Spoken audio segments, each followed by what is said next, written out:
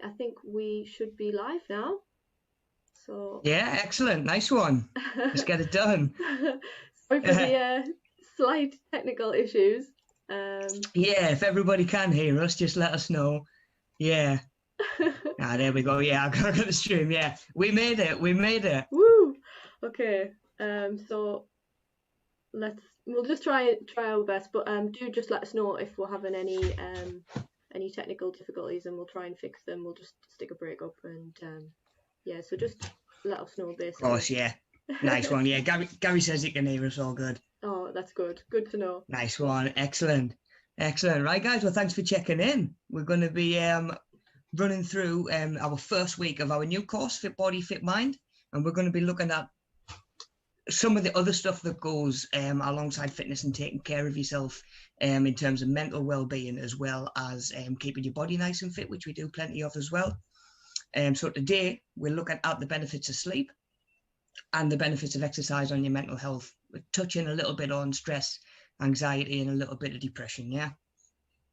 So important. I think people don't realize sometimes that there is like a massive link between your mental health and your physical health as well. So I think it's really important that people are kind of aware of the link between them. Yes, yeah, definitely. I mean, I've had a lot of people in the gym over the years who've come to me and they're like trying to focus on macronutrients, and they're trying to focus on like wearing an oxygen mask, so they're training without like less oxygen. I'm like, well, how are you sleeping? Like, do you sleep 8 hours a night? Have you got a bedtime? Are you still laid in bed looking at your phone like right before you go to sleep? Like, it's such a big part of the bigger picture, and I think there's so many people do sort of overlook it. Yeah, definitely. Yeah, I think you maybe don't realise. I think it sort of sneaks up on you as well. You know, if you're missing out on like a couple of hours, then by the end of the week, you're just like a zombie, really. So, it really does. Live for the weekend, yeah. yeah, totally. But I mean, like, how often do we get to like a Saturday and we're tempted to have a little bit of a lie in and catch up on sleep that we've maybe missed during the week? Yeah, absolutely. You know? Yeah, I think a lot of us are guilty of those kind of habits. Really, I think it's almost normal to have a lie-in at a weekend, perhaps out of necessity. So you can say to yourself, oh, I've missed an hour tonight, that's all right, and then you miss an hour the next night, and that's all right. And like you say, by the end of the week you're down at least 5 hours. That's nearly a full night's sleep, by the time you get to the weekend. It's a lot when you think of it like that. So definitely right. Let's get started then. It sounds like everyone can hear us. Gary says he fell asleep at 5 o'clock this morning and then woke up at 8. Gary, you Spartan, I don't know how you're moving, man. Oh my God. No way could I be functioning. No. I mean, like, we all have nights like that from time to time, but it's when it becomes night after night or a couple of nights a week, and we're going to sort of look into that a little bit as well today. Yeah. Right, we'll crack on then, All right, so are we looking at the sleep quiz? Yeah. So grab yourselves a piece of paper and a pen, guys, and we're going to jot down a couple of answers as we're going through. Okay, so next slide, right? Sounds good to me, if the guys have got the pen. Okay. Yeah. Right, ready to rock. Yeah, let's go for it. Okie doke. So is that question 1? Yeah. There we are. Yeah.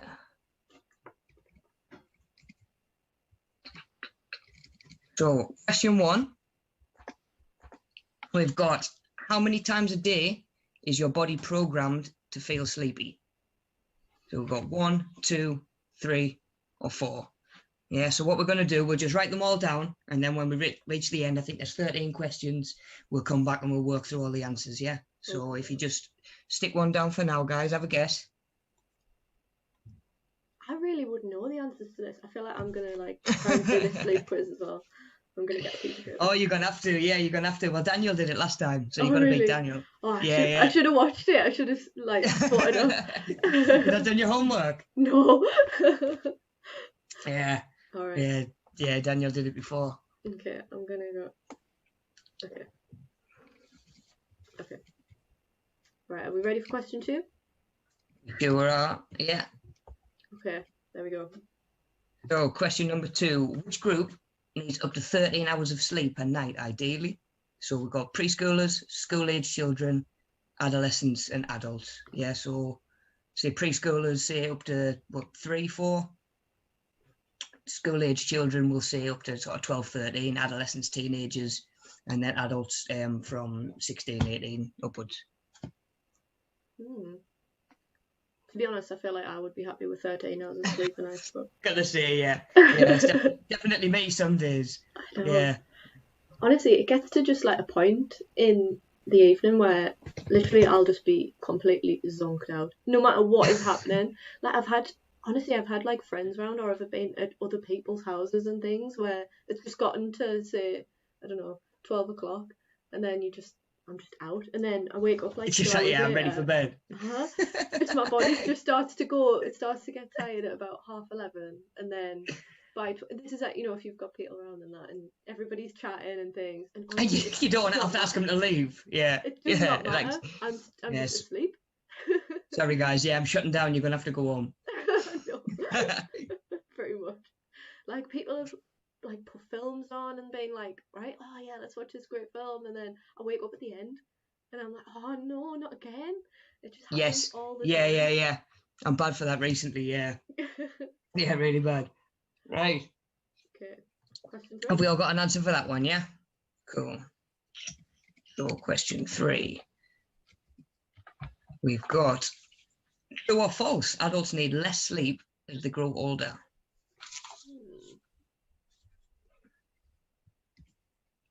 It feels like more.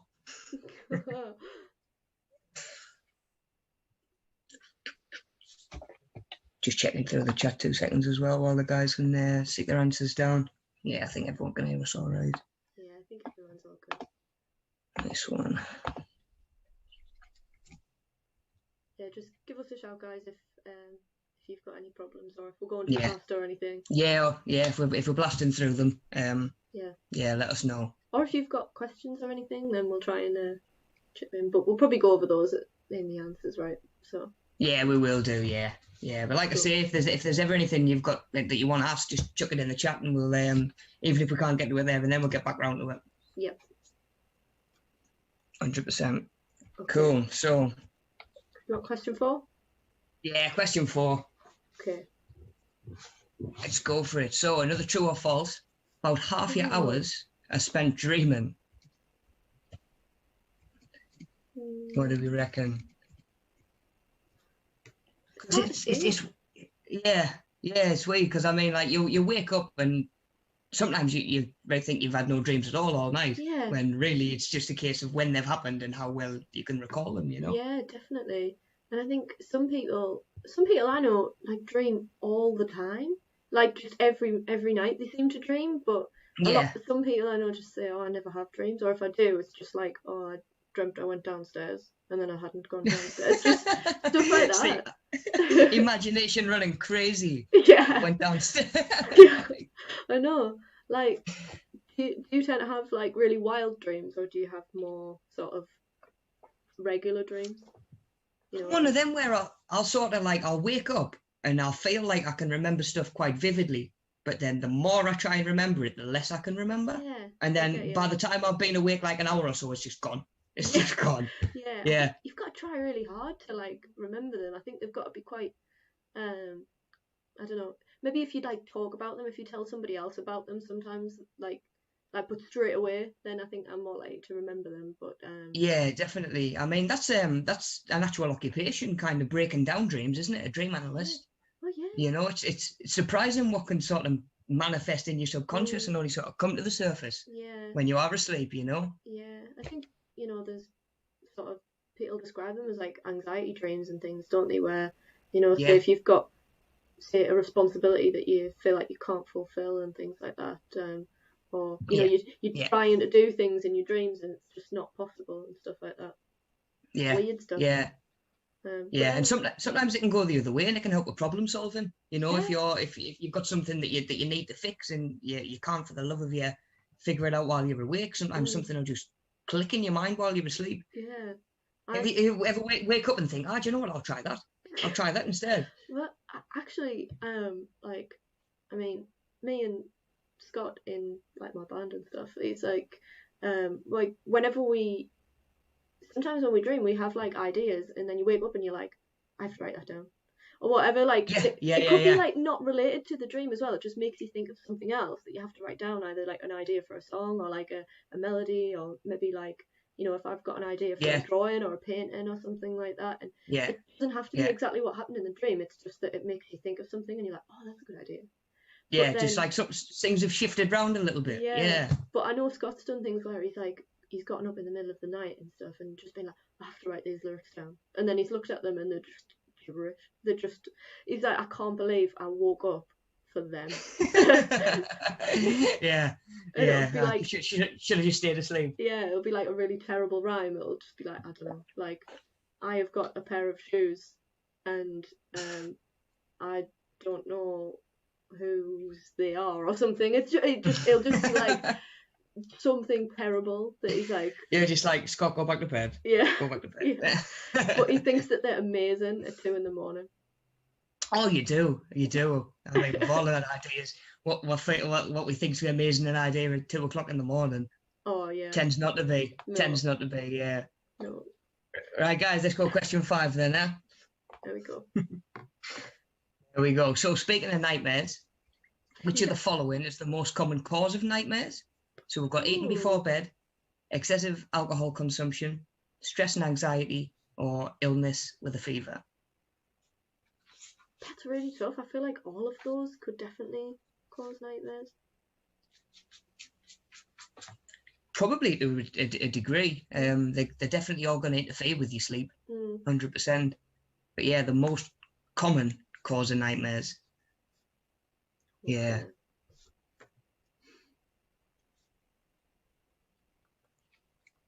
And it's not a block of cheese before bed either. Block of cheese.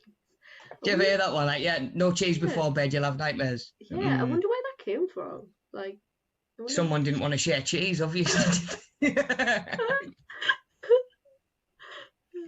Somebody like, that eats the cheese then for themselves. Yeah. All right, should we go to question 6? Right, yeah, we'll go question 6. Question 6. So, sleepwalking may include other complex activities such as driving a car, moving furniture, eating, or all of the above. Scary. Yeah, it really is. Like, the thought that you can be getting up and doing any of those while you're asleep, it's crazy. Have you ever sleepwalked before? Not that I'm aware of. Not that I know of. No.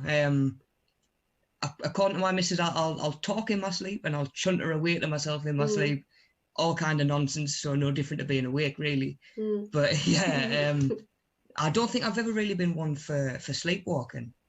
Apparently I did it once when I was younger at like a sleepover or something like that, and I got up and started looking in a load of cupboards and then just went back to sleep. So that's really? the only time. I had no recollection. The only time as well? Yeah. And what did they? Because they reckon that you're not meant to wake someone about sleepwalking, don't they? I mean, did they just leave you to it, or well, I did they wake you up? I don't remember doing it. Yeah. I don't think they woke us up or anything, but no. Yeah, don't know. Maybe they made it up. You know. Maybe, yeah, just having your life. Yeah. You're gonna have to chase them up this many years later. And be like, look, did I really? Did I really though? Yeah.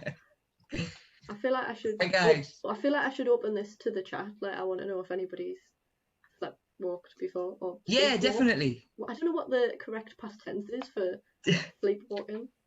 Sleepwalked. Yes. I don't know, but well, you know what we mean. So I want to hear from the chat. Yeah, guys, have you got any sleepwalkers out there? That's a better way of phrasing it. Okay. Have any? Yeah. Cool. Question right, 7? we'll go next one then. Yeah. Cool. Question 7. So, driving while drowsy is similar to driving while intoxicated. True or false? I could definitely believe this could be true. Yeah. I mean, it's a feeling that I'm sure a lot of us have felt, where you maybe do sleep that little bit longer and you're feeling a little bit groggy or whatever, you know, and you're still trying to get your eyes going. Yeah. Yeah, I definitely. mean, But is it the same as or as bad as drinking while intoxicated, do we reckon? Or true. have the same effects? I don't know. I mean, yeah, it's a hard one to say. Last year, me and Scott, we went to Cornwall, but well, I don't drive, so Scott drove the whole way down after I finished Okay, yeah, work. So yeah. literally from 5 o'clock after I finished work, all the way down to Cornwall, it's about 7.5 hours. But while we Mm. were going there, his tire blew out, like All the way. part way down, and it was really bad.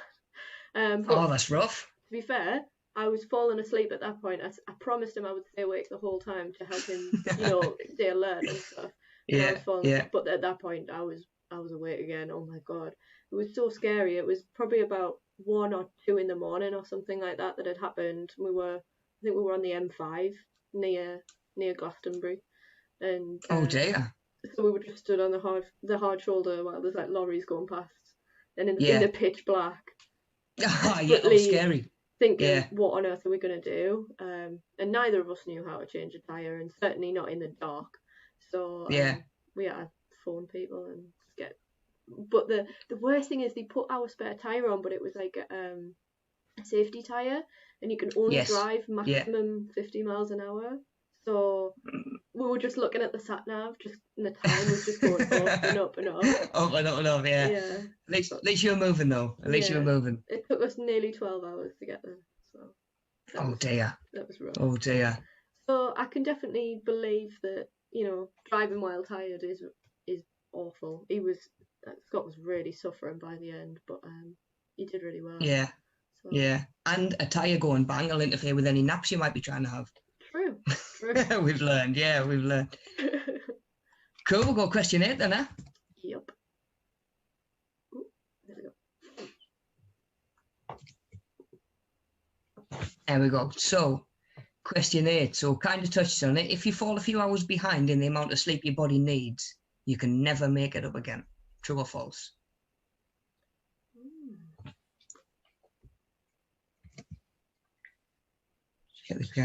Gary says he's walked on 2 flights of stairs without falling over. Walked into the arm of the chair and fell over. Yeah, yeah, Whoa, definitely. that's amazing. Depending how tired you are. Yeah, depending how tired you are, and you just lose your bearings. God, I can't even imagine doing that stuff though, like while asleep or whatever. Just baffled by people that regularly sleepwalk or have like weird sleep things. Yeah. Yeah. Like my best friend she gets sleep paralysis really, really badly. She says it's really Oh, scary. really? Yeah. Oh, I can imagine. Yeah. Yeah. Yeah. She says it often happens when she's having a nightmare because that's when she's more likely to wake up, if you know what I mean. But then she still can't move because her body's Right. still Right. asleep, if you know what I mean. Oh So man, that must be petrifying. Like. yeah, I'm pretty sure what happens is that like your mind's awake but your body's still asleep, so you can't. There's no connect. It won't wake up. It's like really hard for Yeah. it to wake up and stuff. So you're just stuck like paralyzed until you actually fully wake up. She says it's awful. Oh man. Yeah. Yeah. I bet. Oh man. And then I imagine even that as you're trying to go to sleep on a night, you've got that possibility. Yeah. And I imagine you're going to bed anxious at the thought of having to maybe even deal with that. You know? Yeah. Oh Definitely. man. Oh, Gary's saying that he was sleepwalking. He used to do Yeah. it a lot as a child, but stopped when he got older. Got sleep paralysis and night terrors. Had one the other day. Felt like I almost could not breathe. My arms were stuck and I was trying to sit up to move. Not nice, definitely. That's really similar to how my best friend describes it. Yeah.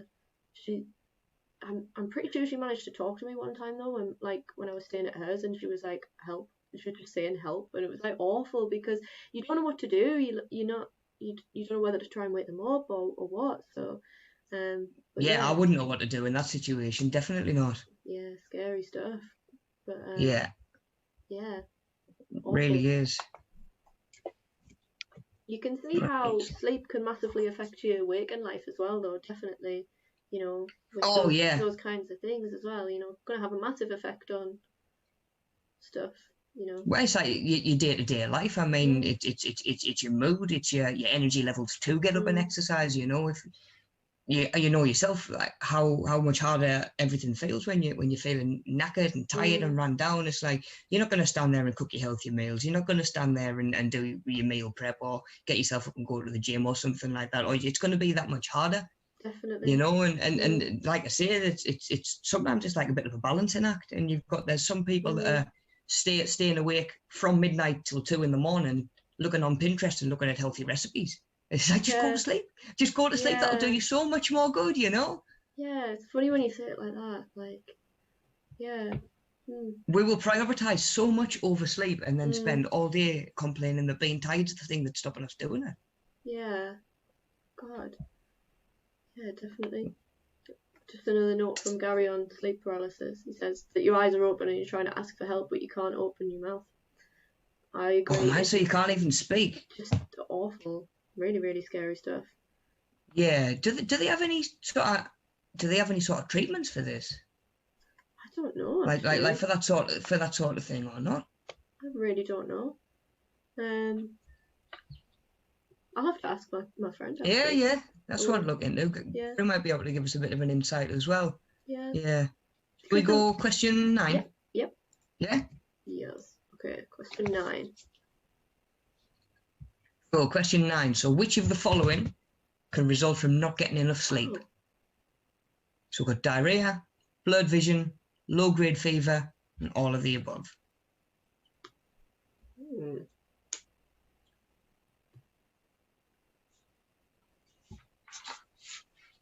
Because it links into the body in ways that you sort of wouldn't think. Yeah.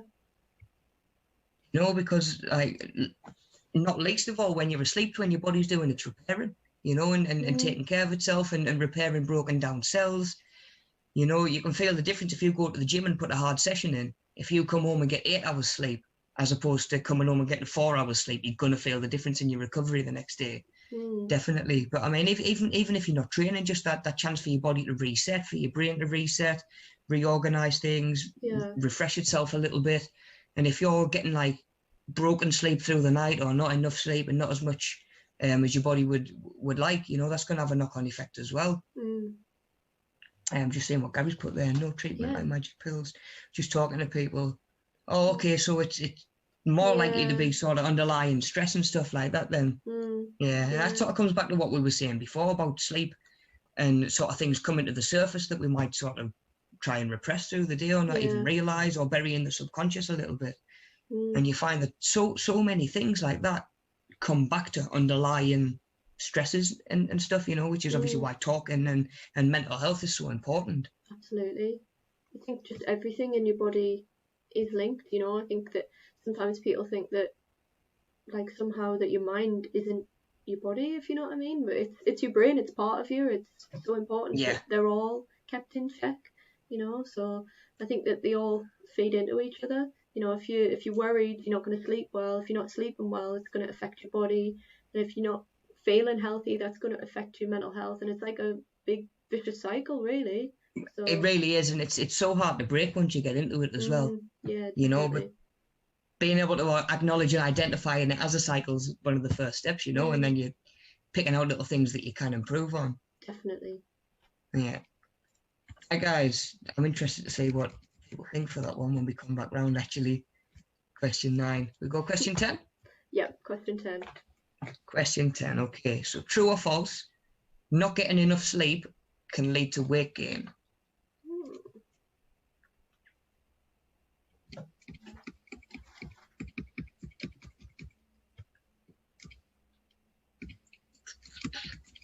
Quick check through on the chat when you guys are doing that one. Yeah.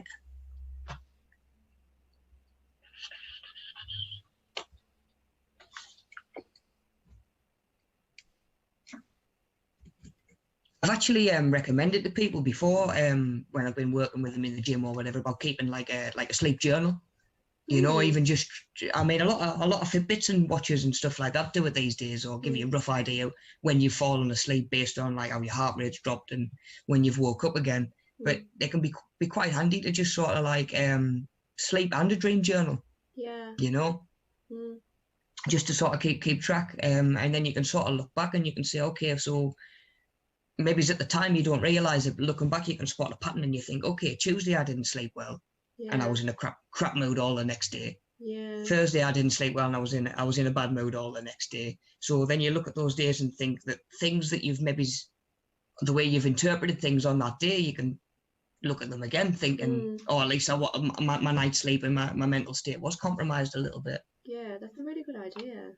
I think you could sort of do that for like so many things, really. Like, I saw somebody, one of my friends, I saw that she'd been starting like a habit tracker and stuff like that. Even just things where she'd ticked like how many times in the month she'd exercised or got 8 hours sleep, or you know, I don't know, read a book, or all sorts of different things that felt like would, be positive for her to do, to make just general, a mind or a body feel better and things like that. And but it was actually really interesting, and so I thought, oh, I might give that a go and stuff. Like, you could, it would probably help to think, you could set your own sort of things then and think, what is it that you wanted to improve? Say if you're already exercising quite a lot, you could think like, well, did I eat 5 fruit and vegetables today? Or, did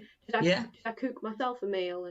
Things like that. Or, did I go to sleep at a normal time and things like that? And it would be good to track all that stuff. I think it would help definitely, you identify patterns as well. You're right. Yeah, and then try and track how you're feeling, and then you can pair things up. Okay, I did this day and I felt like that. I did it again the next day and I still felt like that, but I did something different the next day and felt completely different. And it's just putting those little things together and identifying those patterns, because we all got patterns. We all live in patterns. We're all creatures of habit. It's just for you stepping back and distancing yourself enough to be able to analyze it. Yeah, definitely. Alex says that you burn calories as you sleep. You do actually, yeah. Your body in itself burns calories just to maintain itself. Yep. So you can actually work out what you call your basal metabolic rate, which is how many calories your body's burning day to day, and that's just from sleeping, brain function, organ function, and just your body maintaining itself. So even through the night as your body's doing stuff like that. It's using proteins to sort of drip feed muscles and repair cells and stuff like that. Like you say, sleep's a big part of the recovery process. And if there's any kind of process in action, your body's burning calories at the end of the day. Yeah. Definitely, yeah. As Gary say, I get average 1 to 4 hours sleep a week, 4 to 7 days. Yeah, there's a roughly 6 hours. Also, Gary's using the Fitbit there as well, yeah. Oh, okay. Yeah, nice one. How do you feel that it's like pretty accurate? Is it bang on the money? I mean, my phone's got an app that kind of goes from when I've put my phone down to when I've picked it up again. It guesses when I've slept. But even then, like, you never know exactly, when was the minute that you went to sleep as opposed to when you woke up. Yeah. But yeah, Gary seems to think that's pretty bang on. I've got a Fitbit watch, but the battery's so bad it needs charging every night, so I can't sleep with it on. Oh. Yeah, so I'll have it on day to day. It'll track my calories, my steps and stuff like that. But then come bedtime, it's a case of like needing to stick it back on the dock to charge. So I might stick it on one night and see how I am sleeping actually. Yeah. Do you think having a Fitbit or something that, tracks what you're doing, do you think it makes a difference to, what you are doing? Do you think it makes you more likely to think, oh, I need to get this many steps? Or do you think that it's just something that you use to monitor yourself, or, I think it's depending on the individual. I think it can definitely act as a reminder. Some of them will actually vibrate when you've sat still for a little bit too long, and that doesn't mean you've got to get up and start doing star jumps. Do you know what I mean? But if you're looking and you're thinking, oh, I haven't even hit half my steps for the day, I might go for a walk. At the same time, it all depends on where the individual is. Yeah. If that person is at a state where they're just eating, say, takeaway 5 times a week, or not really sleeping, or this, that, and the other, I'd say work on other things before you start looking at the smaller details and needing to track everything like that. Yeah. I always say to people, it's not a case of being perfect or being idealistic. It's about just trying to be better. Yeah. That's good advice. Yeah. Just try and be a little bit better, because it's sustainable. You can take baby steps then. Whereas if you go too far too soon, you're sicking yourself off. Yeah. Yeah. We've got some thoughts in the chat about Fitbits, I think. So Gary says that he's been motivated to do more because of having one, and Alex Yeah. says it's definitely helpful to keep a general track of things. So I don't have Yes. one, that's why. So I've thought about getting one before, Okay, and yeah. just wondered what some other people's opinions were as well, and Yeah. whether it's sort of working for them, and or whether I actually Well, need one as well, if you know what I mean. So well, of course, yeah. Alex has just got hers. I think it was only about 20-25 quid. And for her, because obviously everyone's different, and she does work quite well. To right, I want to tick this off today, and I want to tick this off today, and I want to tick this off today. And I think that tracking and being able to actually sort of, same again, look back at what you've done and what you've had. For some people, it does make it a lot easier to track where you are. Yeah. And certain people's mindsets, if they can't track it, they won't do it, sort of thing. Yeah. You know, like if I can't track it and do it properly, I'm not going to do it at all. So, like again, everybody's different. But for some people, being able to visually have that data in front of them make the world a difference. Yeah. Got one more opinion from Reese there, and says, "My watch definitely does something to help me. It helps in small ways, just as a reminder." Yeah, that's fair enough. Yeah. Definitely. Even in terms of like, because some of them are linked into an app where you're tracking calories and stuff like that as well, or have like a little thing on that where you can record your coffee intake and stuff like that. So you can sort of build it around yourself and what you think. Right, I want to sort of track that. In the same vein, you can grab a pen and paper and keep a diary. Yeah. You know, it's not gonna read your heart rate and be on literally on your wrist, but it's still a way of tracking, like I say, some of the stuff we were on about before. Yeah, definitely. Yeah, definitely. Right, let's get through the rest of this quiz, yeah? Okay. So, question 11. Question 11. So, sleep disorders and chronic sleep loss have been linked to which of the following? So we've got heart disease, a stroke, high blood pressure, or all of the above.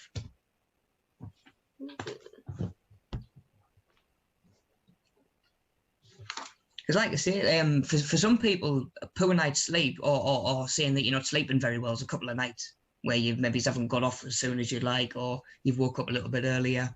And then you're looking at sort of chronic sort of stuff and proper disorders and insomnia and stuff like that, which is obviously, it's so much long lasting. You know, it's so much more sort of long term, and the longer it goes on, the more impactful in your day to day it can be. Yeah. You know, you have one bad night's sleep, you can sort of fumble your way through the day a little bit the next day, or you can do what you've got to do and function, and you get in and you say, oh, I'm going to have an early night. You know, you go like that for 6 months, you're talking weekend in bed to maybe get caught up on even half the amount of sleep that you need. Yeah. Which is going to have a knock on mental health in itself as well. So then you're like, do I try and catch up on some sleep and spend all weekend in bed, or do I deprive myself of sleep and try and have a bit of a social life and exercise and stuff like that? You know, so there's always that balancing act as well. Definitely. All right, guys, we'll go question 12. Okay, question 12. So insomnia is considered chronic when a person has difficulty falling asleep or staying asleep at least 2 nights a week for a month or longer. True or false? So we're talking, when it's considered chronic.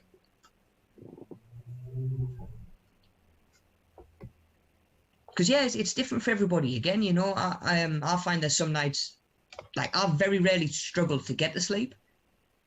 But if I'm having a bad night's sleep, I'll wake up a few times through the night, or I'll wake up early the next morning and struggle to get back off. You know, some of the people are the other way around. You know, they'll lay in bed like for hours trying to get to sleep, and when they're out, they go like a light.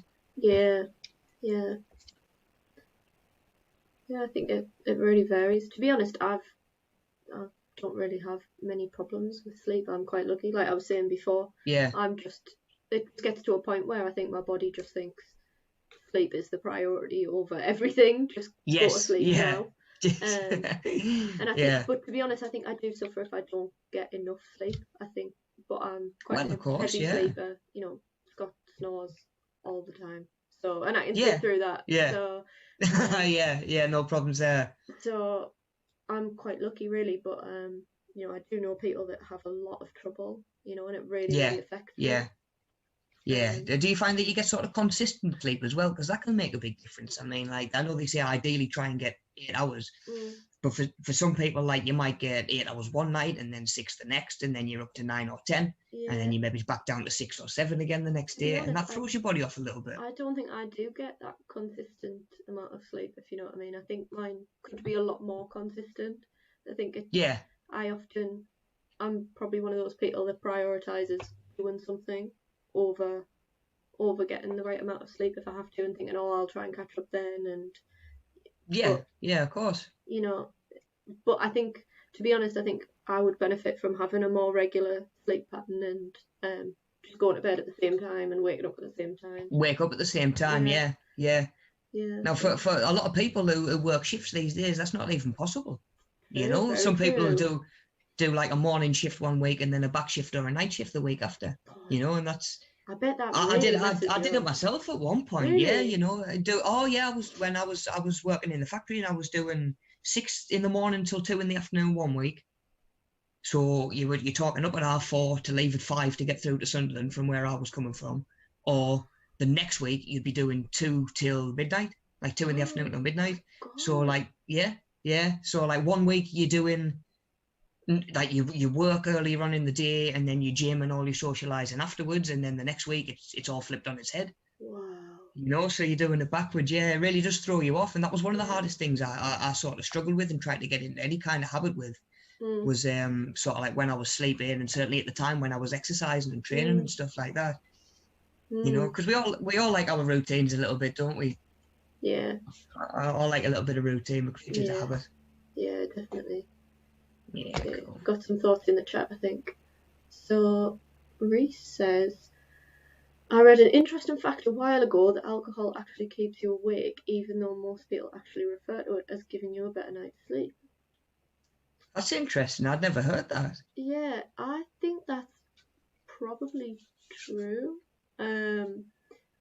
Again, I think, honestly, I just think I must just need sleep all the time. If I do have a drink, I get sleepy. It makes me tired. Yes, but I do, yeah. I probably find that I don't sleep as well if I've had a drink, if you know what I mean. So I think that's... Yeah. I think that's probably true. And you certainly don't feel... rested, like you've had as good, the next day, of course you don't. No, definitely not. Yeah, so it must interfere with something, yeah, definitely. Yeah, Alex makes a good point there. She's saying, like, working even in the restaurant industry, or in the hospitality industry, you know, for a start off, it's not very often that they get the breaks and a full break that they're supposed to, you know, to sit down and eat. I mean, a lot of the jobs are the same where, say, like when you're sort of on the go all day, you don't want a big meal in the middle of a shift. But yeah, I mean, even in terms of you might do the close one night in a bar, and then you might be there to do the open the next morning. And what if there might only be 8 hours between that, and you've got to get home, you've got to shower, you've got to eat.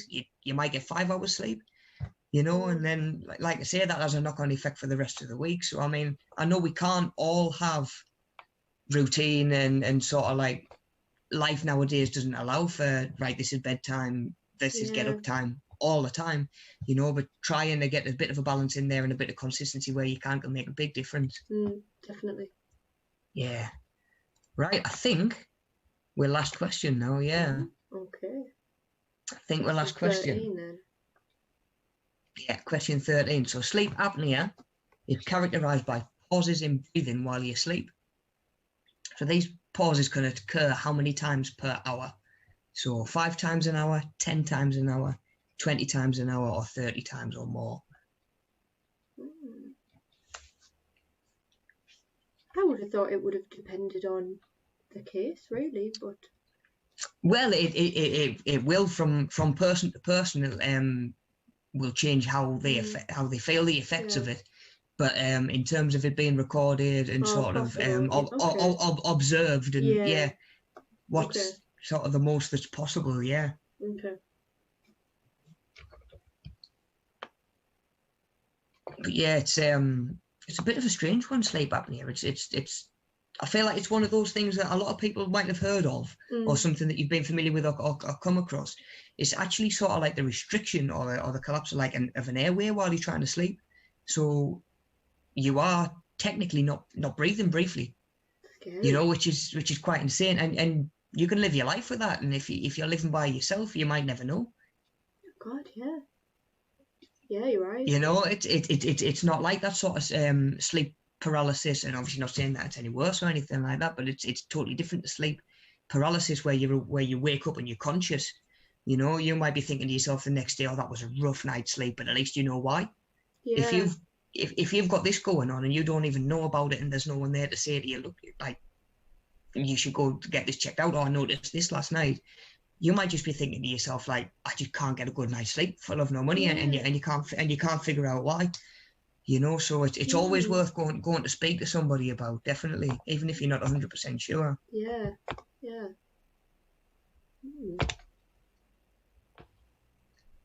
And there we go, 13 questions. Okay. Quiz done. Oh no. Right. There's 40. There is, but that's one of the so the other. that's one of the same ones again, yeah. Okay. So are we getting ready to mark some answers? Yes. If we can go back to the start, and we'll work through, and we'll just run through the answers, yeah, guys. Oh, we've just got one little comment from Gary on sleep apnea. So Gary says, yeah. not very nice to happen to you, can confirm. I'm guessing that means you've had it then, Gary. So if you ever wake up gasping for air, chances are you have it. Guess that's one way to kind of, I don't know. It could be a clue, definitely. Yeah. Yeah, of course, but of course you want to try and be you want to make sure of it, don't you? You know, I mean, I've had nightmares where I wake up gasping for air. Yeah, fair enough. But then I might have it. Now Alex just isn't telling us I'm stopping breathing every night. God. Yeah, I was going to say, when I came to sleep, I got the whole lot. Oh yeah, Gary, you're having a time, man. Trying to get a bit kip. I feel Gary, was that like a intended pun there with being a nightmare? But yeah, it sounds right, guys, like one.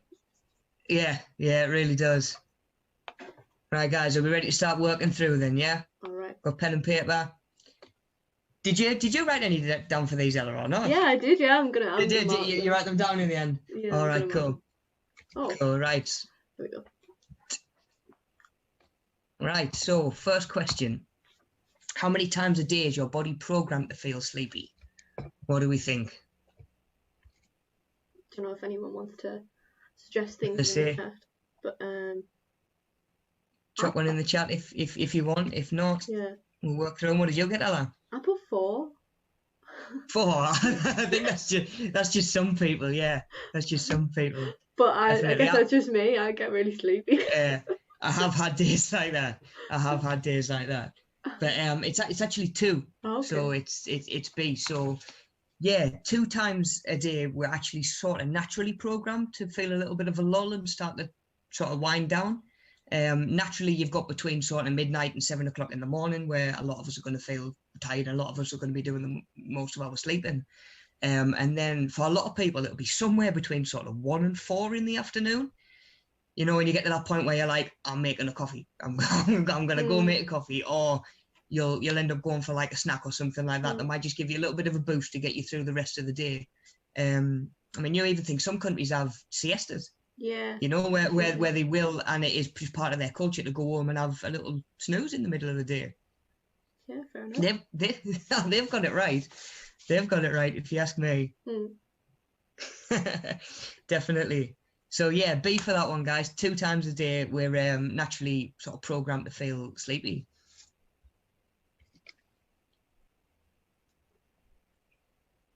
He says mine's 6 in the afternoon. Yeah. Yeah, so you're sort of hitting that lull. Yeah, I thought you meant 6 times a day. You get tired for a second there. So, I'm not surprised.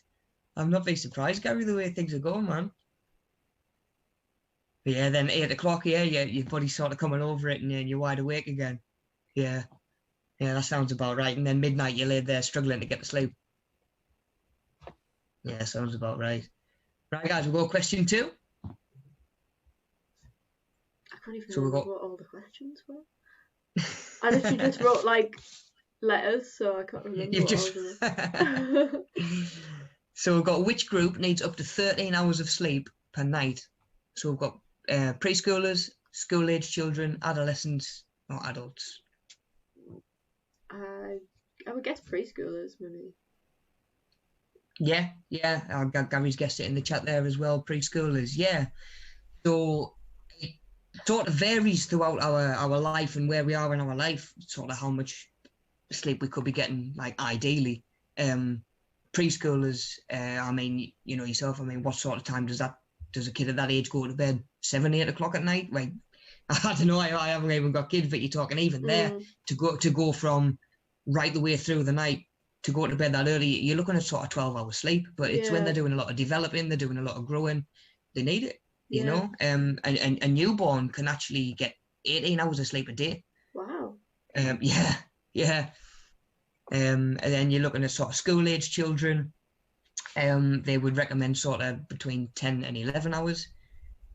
Adolescents, teenagers, 9 to 10. And then when you're getting up to adulthood, you're talking sort of 7 to 9, which is where a lot of people get the 8 hours recommended sleep a night. Yeah, so it does sort of change depending on what stage of our life we're at as well. Yeah. But yeah, that one surprised me quite a lot, actually. 13 hours of sleep sounds like a lot now, doesn't it? It does, yeah. Yeah. Cool. Yeah, so preschoolers for that one, guys. And we'll go next one, question 3. Question 3. So adults need less sleep as they grow older. True or false? I put false just because I'm assuming it's like, you know, as soon as you get to adulthood, it's not like, say, you need less than when you're a teenager or something like that. If you know what I mean. Yeah, bang on, pretty much. So yeah, it's changing through those different cycles and those different phases of life. And when we reach adulthood, we kind of need the same all the way through. We need it. A lot of sort of elderly people will tell you that they get less sleep or need less sleep. You tend to find what we actually need as much.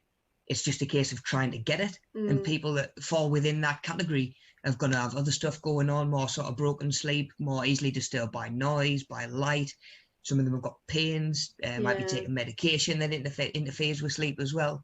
And to a degree, I guess they sort of just kind of get used to it, you know.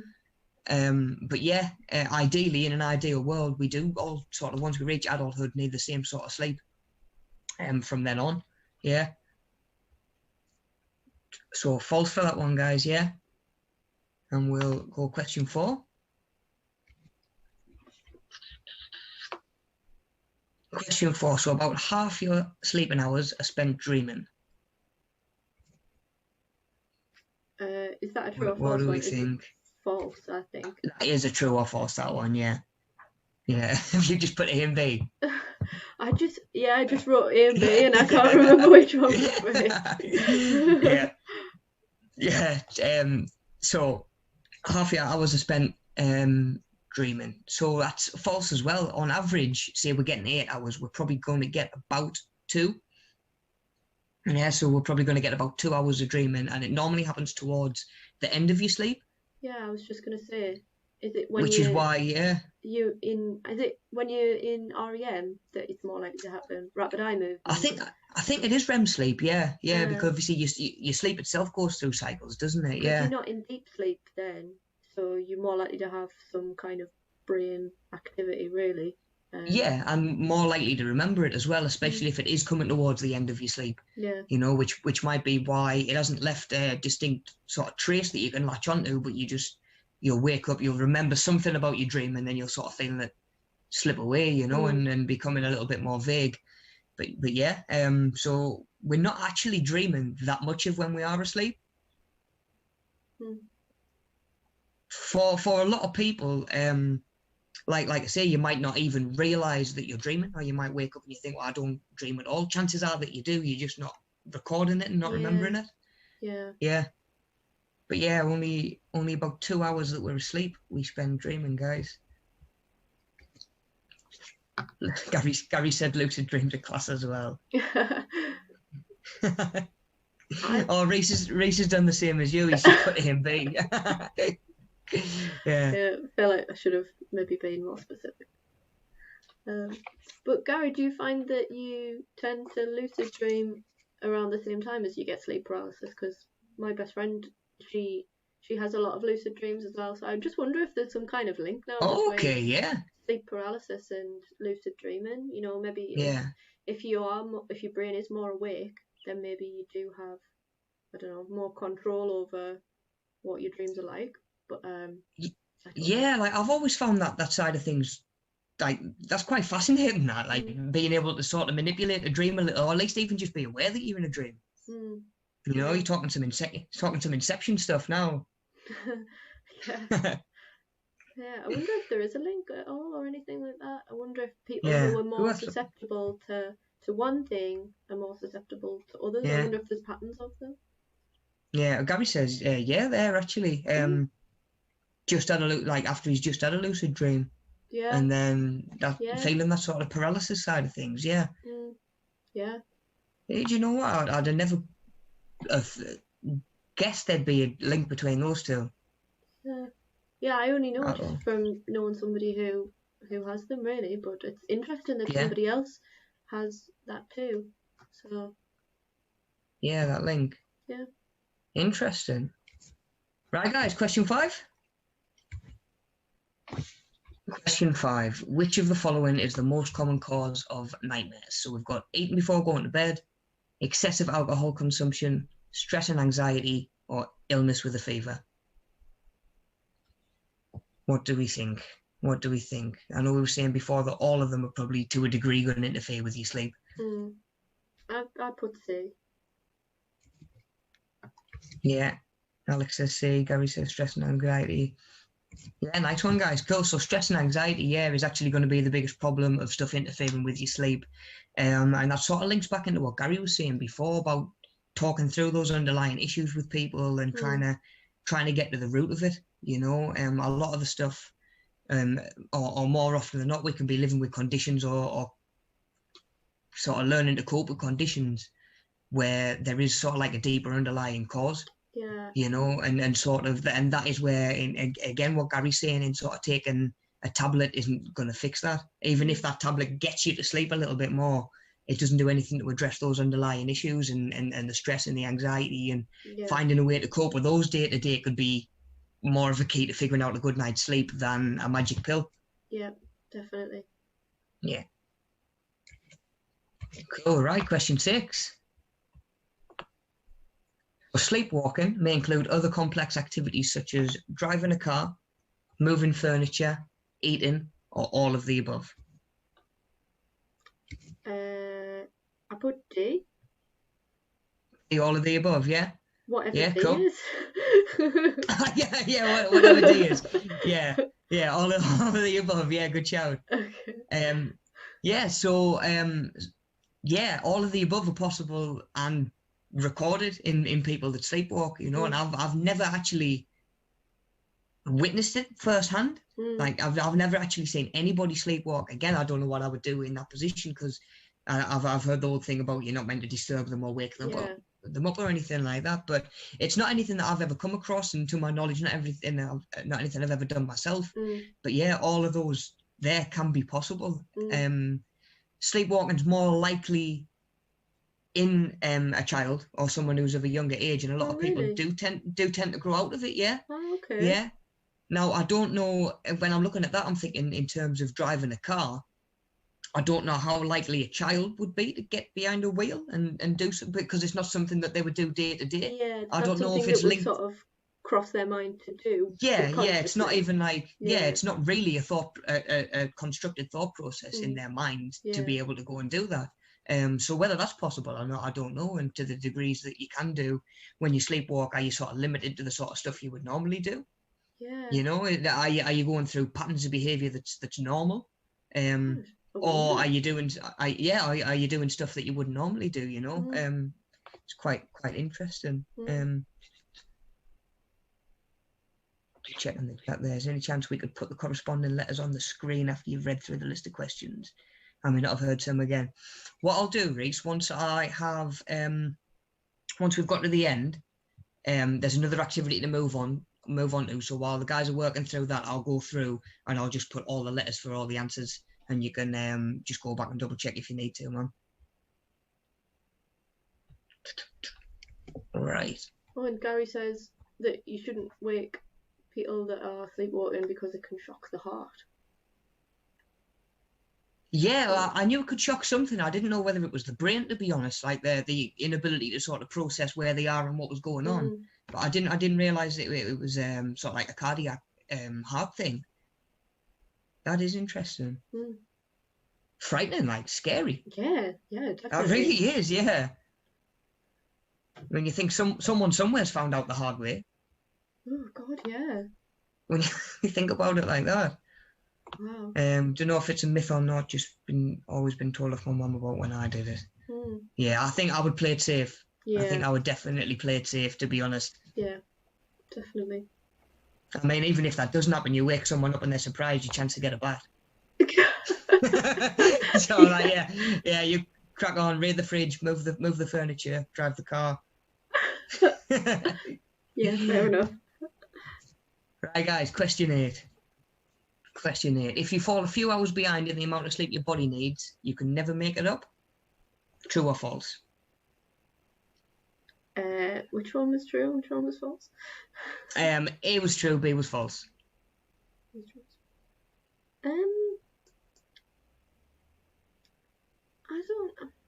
I'm not sure on this one, I have to say. I'm guessing you maybe can make it up. Like, I feel like your body is trying to get you to, but I don't know whether it actually does anything, if you know what I mean. So, I don't know. Yeah. I mean, it kind of does. And same again, you've got that balance of, like, say, sleeping 5 hours a night and then catching up on all of them at the weekend isn't ideal. And you're not going to feel as good as if you've slept 8 solid and consistent, you know. But yeah, you can catch up on sleep, you know. That is where you're getting towards sort of the weekend and you'll take an extra couple of hours in bed, or, you know, we've all done it where we'll say, do you know what, I'm just going to have half an hour, I'm going to have an hour's nap. Do you know what I mean? Sunday afternoon or whatever, you're feeling a little bit tired, you think, I'm back to work tomorrow. I might be getting back into the same cycle and the same sort of sleeping patterns. I'm going to take the chance now while you can, you know. And it's sort of like sleep debt, and you sort of owe it to your body to get caught up. And sooner or later you need to. Fair enough, yeah. Yeah, definitely. I mean, or you'll crash. I mean, we've all sort of seen it or heard about someone running themselves into the ground and burning themselves out, and that's what happens. Yeah. Right, guys, question 9 then. Question 9. Which of the following can result from not getting enough sleep? Diarrhea, blurred vision, low-grade fever, or all of the above?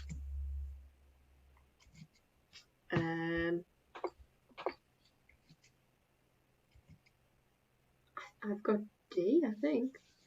Yeah. You went all of the above again. Yeah.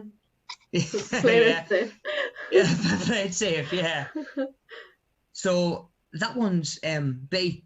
Actually, so I think Daniel said diarrhea for that one. So like, everyone stay away from Daniel. I didn't think it was diarrhea. I didn't think that, but I felt like the other two could maybe come from it. So I was like, well, if it's those two, maybe it's the other one as well. But I would say that in the long term, not getting enough sleep is going to let your body be ran down to the point where you may get a fever, or your immune system's going to be compromised, where you might start to pick up a little bit more sort of illness and stuff like that. Yeah. So it can sort of have a knock-on effect. But the most common one and the one that's going to have the most direct effect is that sort of blurred vision. You know, you sort of like, it's kind of similar to, I guess, when you feel like you've been staring at the screen all day, which I'm sure you get in the office sometimes, you know, and your eyes are just tired.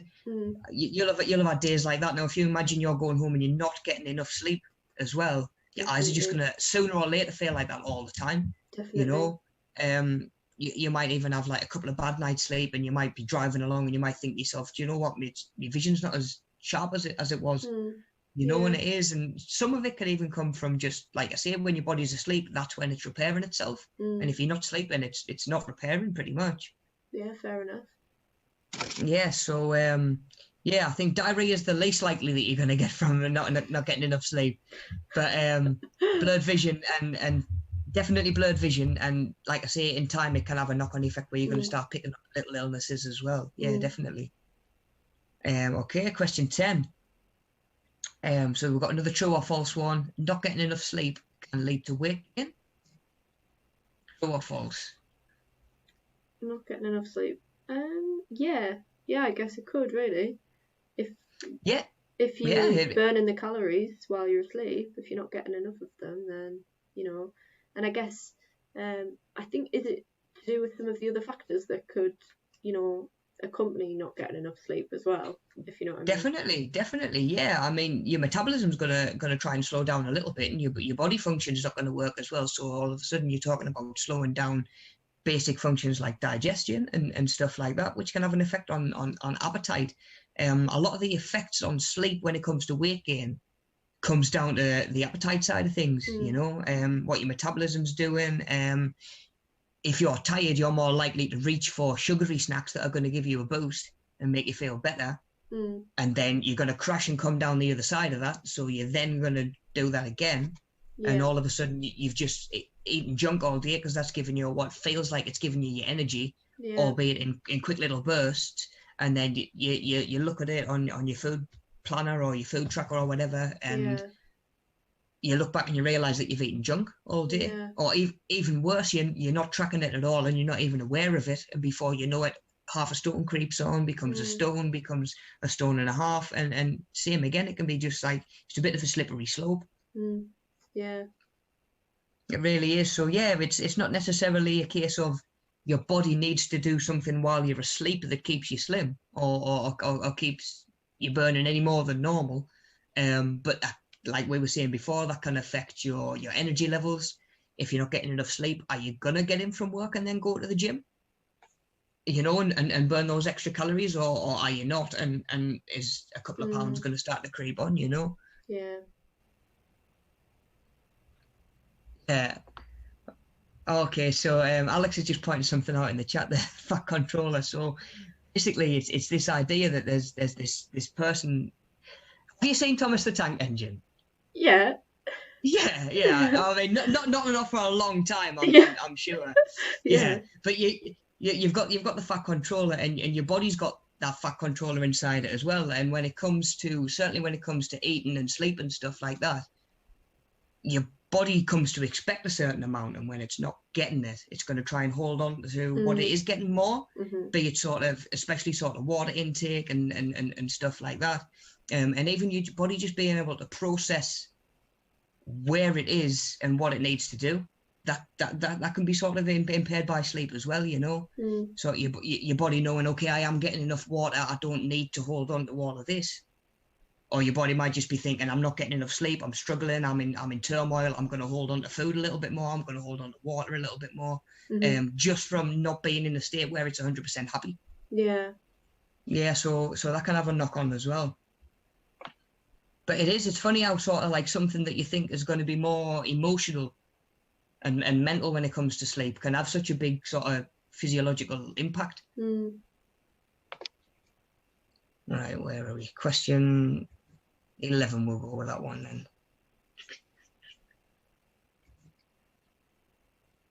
Question 11. So, sleep disorders and chronic sleep loss have been linked to which of the following? So we've got heart disease, stroke, high blood pressure, or all of the above. Played it safe again, went all of the above. Yeah, you've gone with all of the above for that one, yeah. Good shout. It's always the safe answer, all of the above. Always go for all of the above. Because at least you've got the right answer in there somewhere, even if there's one some that wrong you ones. write about. Exactly, yeah. So for that one, it is actually all of the above. Yeah, the sleep disorders and just and certainly once your sleep problems are getting to the point where they'd be classed as chronic. Same again, they can carry a lot of physiological symptoms, and a lot of it comes from your body knowing where it's at, being able to maintain itself, being able to recover. And sooner or later, if you're not getting that, certain things are going to start to not necessarily malfunction, but they can malfunction and struggle to work in the way that they need to. Yeah. So yeah, it can link into to all of those. Yeah. and just puts even more importance on trying to get that good night's sleep. I say even Reese says if you go all of the above, you can't get one wrong. Yeah. So, question 12, last couple, guys, we're nearly there. So we've got insomnia is considered chronic when a person has difficulty falling asleep or staying asleep at least 2 nights a week for a month or longer. True or false? So that was another A or B one. This is like a really tough one, like, because it obviously just depends on the amount of, you know, how many times, if you know what I mean. Yeah, it's criteria, isn't it? It's a doctor's specification for what gets you across the line to be classified as that next thing, you know.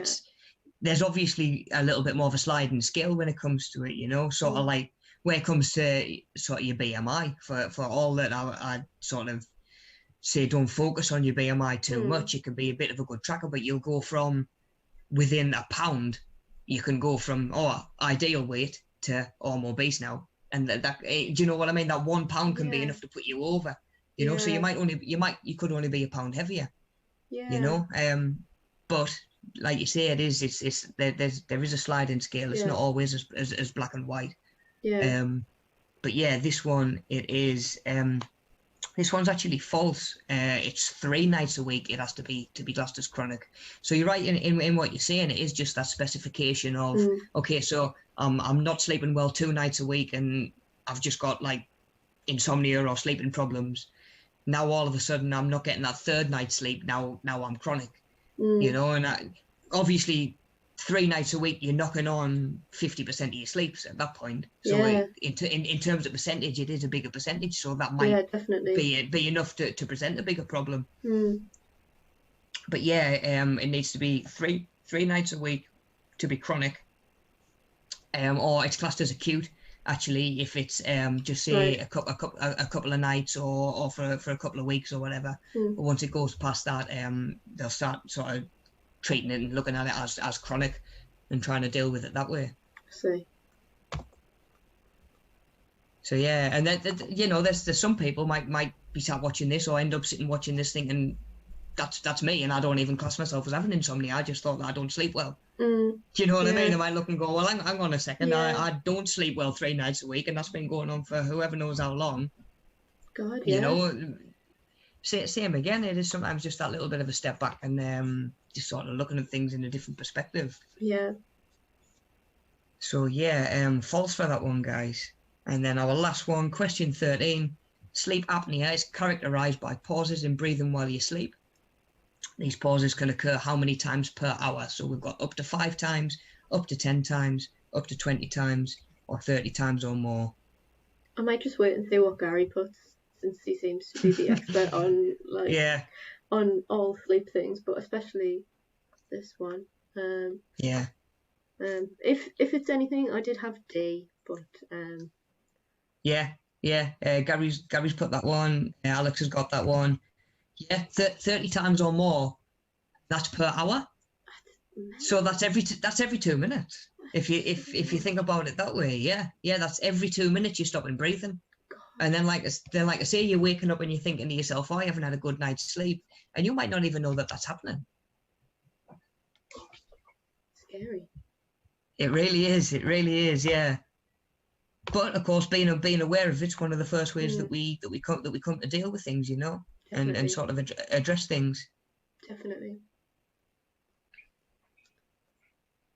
Right, guys. So yeah, D for that one. And then as we work through the next little phase that we're going to do and the next activity that we're going to do, I'm going to go back and just put in the chat like the question number and the letter that goes with it as well. Yeah. All right. Cool. So we've got the next slide. Yeah, we're past the quiz. We made it past the quiz. Ooh.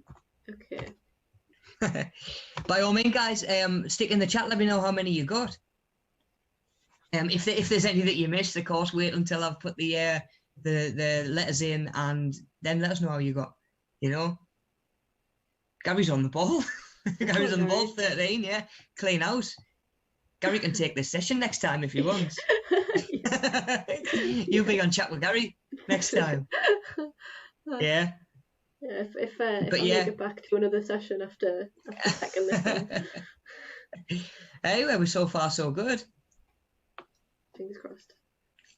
Yeah, but Gary, like you say, I'm guessing that's because a lot of that is stuff that you've sort of come across, even just sort of in yourself, and that's amazing that you're sort of speaking to someone about the stuff that you need to be speaking about, and sort of trying to deal with it, because there will be people out there that are a step or two behind, and that they might not even realize that they're dealing with some of this, or they might need a little bit more prompting to go and speak to somebody to start to deal with it. So amazing. Keep on doing what you're doing, work through what you've got to work through, and then hopefully you'll be head down on the pillow and 8 hours of sleep, no bother. Yeah, hopefully. In an ideal world. Yeah. Okay. Gary says he sees his sleep professionals, but stop with COVID. Yeah.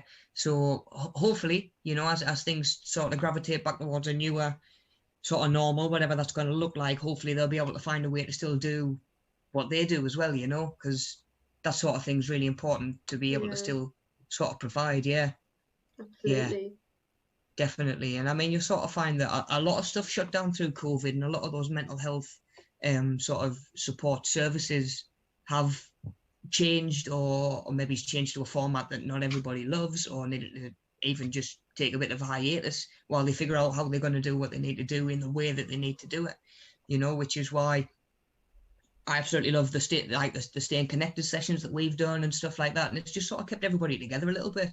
Yeah. Do you know what I mean? Like people that you might not see, obviously with me living where I live, I would never have seen you guys, Mel, Hatham, Daniel, in what, 6 months, nearly 6 months now. Yeah. If it hadn't been for staying connected, and I'm sure some of our learners feel the same as well. And they're all on the channel as well. If people do want to go back and look through, you sort of get caught up on some stuff. Yeah, definitely.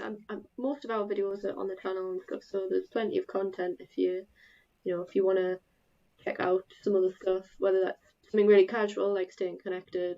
I mean, I don't even know how to sum up what we've been through on staying connected. Really, it's just really a mishmash of, I don't know, current events and news and stuff, as well as just plenty of banter. Some special guests. I was a special guest last week. And they got 2 appearances out of you in 1 week. Well, yeah, I guess so. But yeah, they're really good. They're great stuff, and there's loads of other topics as well. If you want to learn something new as well, or anything really. All good stuff. Yeah, definitely. Even just to see sort of some of the sort of community and some of the social stuff we have had going on, sort of the atmosphere that we do sort of work towards, and our learners make that as much as anything. We've got some really good people on board here. Absolutely. Right, guys, let's move on then. Let's move on. So we've passed the quiz, and we're going to look at how does sleep actually affect our mental health. So in the next slide, if you don't mind moving on to the next one, Ella, we've got a crossword. There we go. No, we don't. We've got a word search. That's me doing my morning crosswords. That I got them on the brain. We're doing a word search. And we've got 16 words sort of associated with lack of sleep and the effect it can have on our mental health. And I'm going to give you guys, say, sort of 10 minutes to just have a look through there and see what words you can pull out, or what stuff sort of jumps out at you out of those 16. Like I say, again, by all means, jot them down, and then we'll work through them. In the meantime, I don't know if there's much going on in the chat, but if you don't mind just keeping an eye on that 2 seconds, Ella, while I'll go back through and just put all these answers for the quiz in. No problem. That cool, yeah? Yeah, that's and then all I can just work back through that way, and then they're in there as well for people want to check it in the future as well. Cool. Totally fine. Nice one. I'm having a look through the word search as well. See what you can find out. Gary's got some tips here. It says, P.S. Side note, if you struggle for sleep, few tips. Have no light for 1 hour before bed. Keep your room cool as your body needs to drop in temperature by -2 from what it is to engage sleep mode. And a dull light can help you sleep. Wow. Right? Oh, this is coming from this is from the expert. I know. This is from the sleeping guy. Take this as gold. Take this Yeah. as gold. But yeah, Gary, I appreciate that. Yeah, I've watched through when Mel delivered this session before, and I love some of them tips to the point where I've actually made a note of them. I was going to run through them. I didn't know whether we were going to get you on as a guest speaker today. I really appreciate it. You know, it's nice to see you on, and it's nice that people can hear it from you directly. You know. Yeah, absolutely. Yeah, that's really good advice. I wonder if it would just, generally help. I mean, I don't struggle going to get to sleep, but I wonder if it would be benefit to anyone that maybe doesn't even realise that their sleep could be improved or whatever. Yeah. Definitely worth a try. So, how many words have we got in this again? 16? 16, yeah. I feel like everybody's just going to be looking at like my concentration face, like squinting at the camera. Just thinking about what Gary was saying there as well. I know that a lot of devices, laptops, phones, and stuff like that, actually use light that affects your melatonin levels, can actually interrupt your sleep as well, which is why a lot of places or a lot of people do suggest, say, like not looking at a screen an hour or so, or even just half an hour before you go to sleep. And like I say, it might not be a necessary fix for a lot of people, but you can a lot of devices now actually have like a blue light option, where the light is actually kinder on your eyes and not interrupting with any of your natural sort of rhythms before you go to sleep. Yeah. You can get those glasses as well, can't you? Those like screen filter glasses and stuff. I keep seeing adverts for them. I feel like. Oh, really? Yeah, I feel like I'm getting targeted ads, like they know that I'm looking at screens all the time. Yeah, definitely. But yeah, there's glasses that you can get that apparently reduce some of the harmful light going into your eyes. I don't know how true it is, but I've seen so many adverts for them, so maybe there is some kind of something in it. Yeah, you like to think there'd be some kind of science behind it, wouldn't you? Yeah. Oh, more tips from Gary here. Okay, so dull light can help you sleep. Quilt as well. Never put the quilt over your head or above your neck area. Also, don't have my glasses on, so these words look like mush to me. Blue light mode. I have all things on a timer to go blue light mode after 9. And yeah, good idea. Also, sleeping with socks on is meant to help. Tried it, but really? Can't say if it did or didn't help. It's interesting. I wonder why that would be.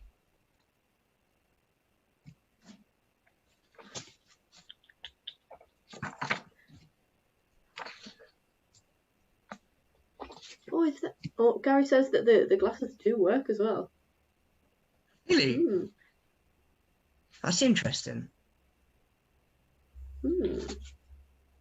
Something to think about. Okay, I'm gonna try and actually look through this. I've only seen like 2 or 3 because I haven't been studying the framer. Well, I'll give you a clue or a couple of clues. There's none running diagonal. Okay.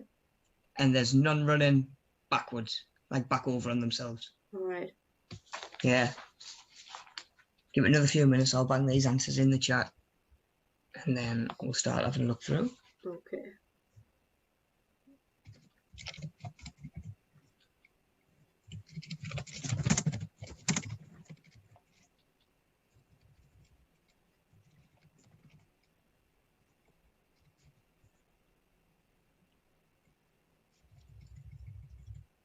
Which ones have you found out of curiosity? I've got reduce stress, repair body. I think I had happiness somewhere. Lifestyle, Physical health. I kept counting them and then now I keep losing them and forgetting which ones I've already counted.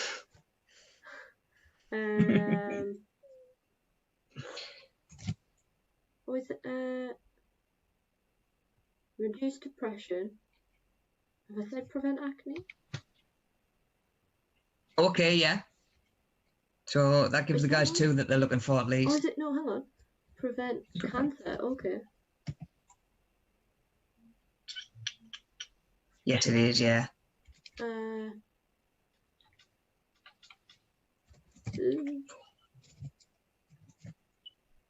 Oh, Alex is beating us, I think. Alex says, I think I have 16. She's a bit of a demon, like, when it comes to a word search. And the crossword as well, actually. It's her that's got me on the crossword.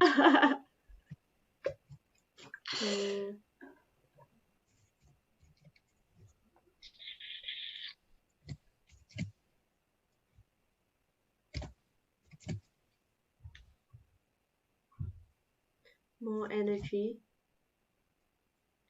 Improves memory. I haven't counted now though, I'm just saying all of the things. You're just saying words now. I know. I could just make it up. Be like,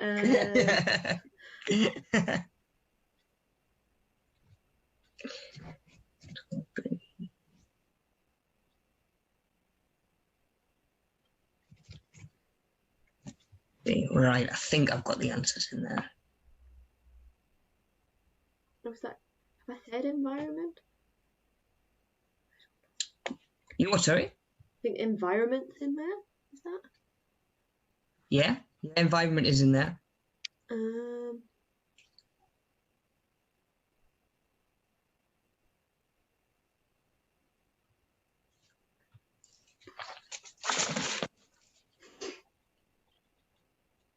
Give it a few more minutes and then we'll have a look.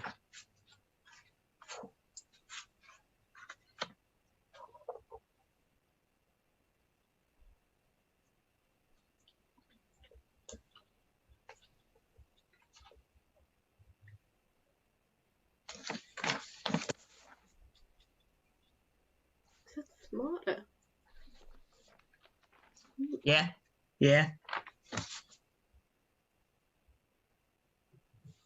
Thinking Mel could be having us on here, there might only be 15.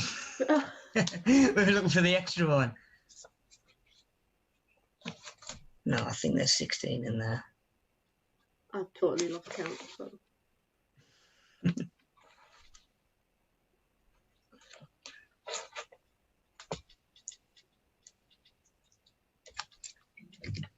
How are we looking in the chat, guys?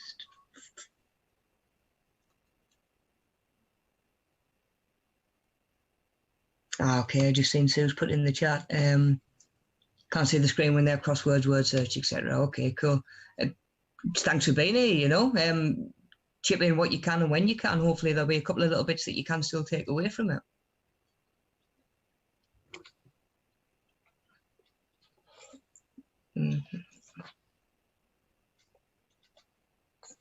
Body concentration. Oh, I don't know if I. Oh, concentration. I didn't see that one. Gary's got Nice. Nice, yeah, Gary got a few. I'm not sure whether Reese is still with us. Like how Reese is getting on. Just studying, you know, concentrating. That's it, yeah. Gonna come in and be like, got them all. Got them all, guys, yeah. Easy. Yeah.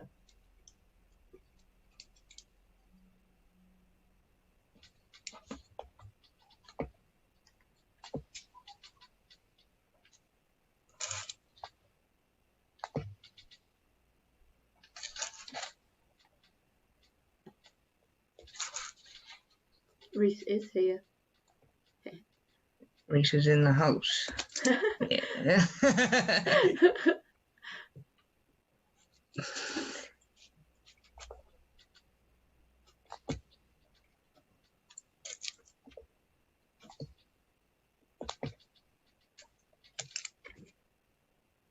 He's just terrible at word searches. Yeah. Man, it's one of them, like, it can either, I don't know, like, the words either jump out at you or it just looks like an absolute jumble and you can stare at it all day long and there'll only be so many things you can pick out. It's weird. I think it's easier when you can like cross them out as well, you know, when you can. Yes, of course, yeah. Yeah. Yeah, when you can actually mark them. Yeah. Fiance walks into the room for a second and says she's got 8. Meanwhile, I'm sitting here with 3.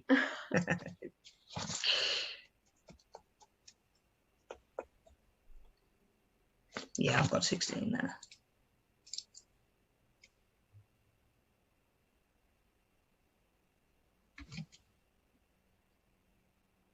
There we go. We'll give it a couple of minutes and then we'll blast through. And Alex has smashed it off.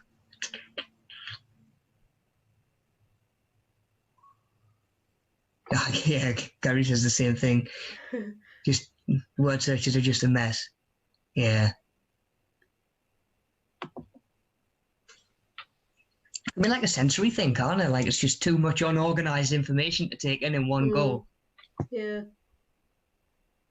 feel like the more I'm looking at it, the more it's starting to like move or something. Like, you know, just all of the letters going like this. Oh yeah, like one of them optical illusions. Yeah. Yeah. Susie used a highlight pen last time and ruined her TV screen. Oh no. Probably. That's the way to mark them off as you're going through.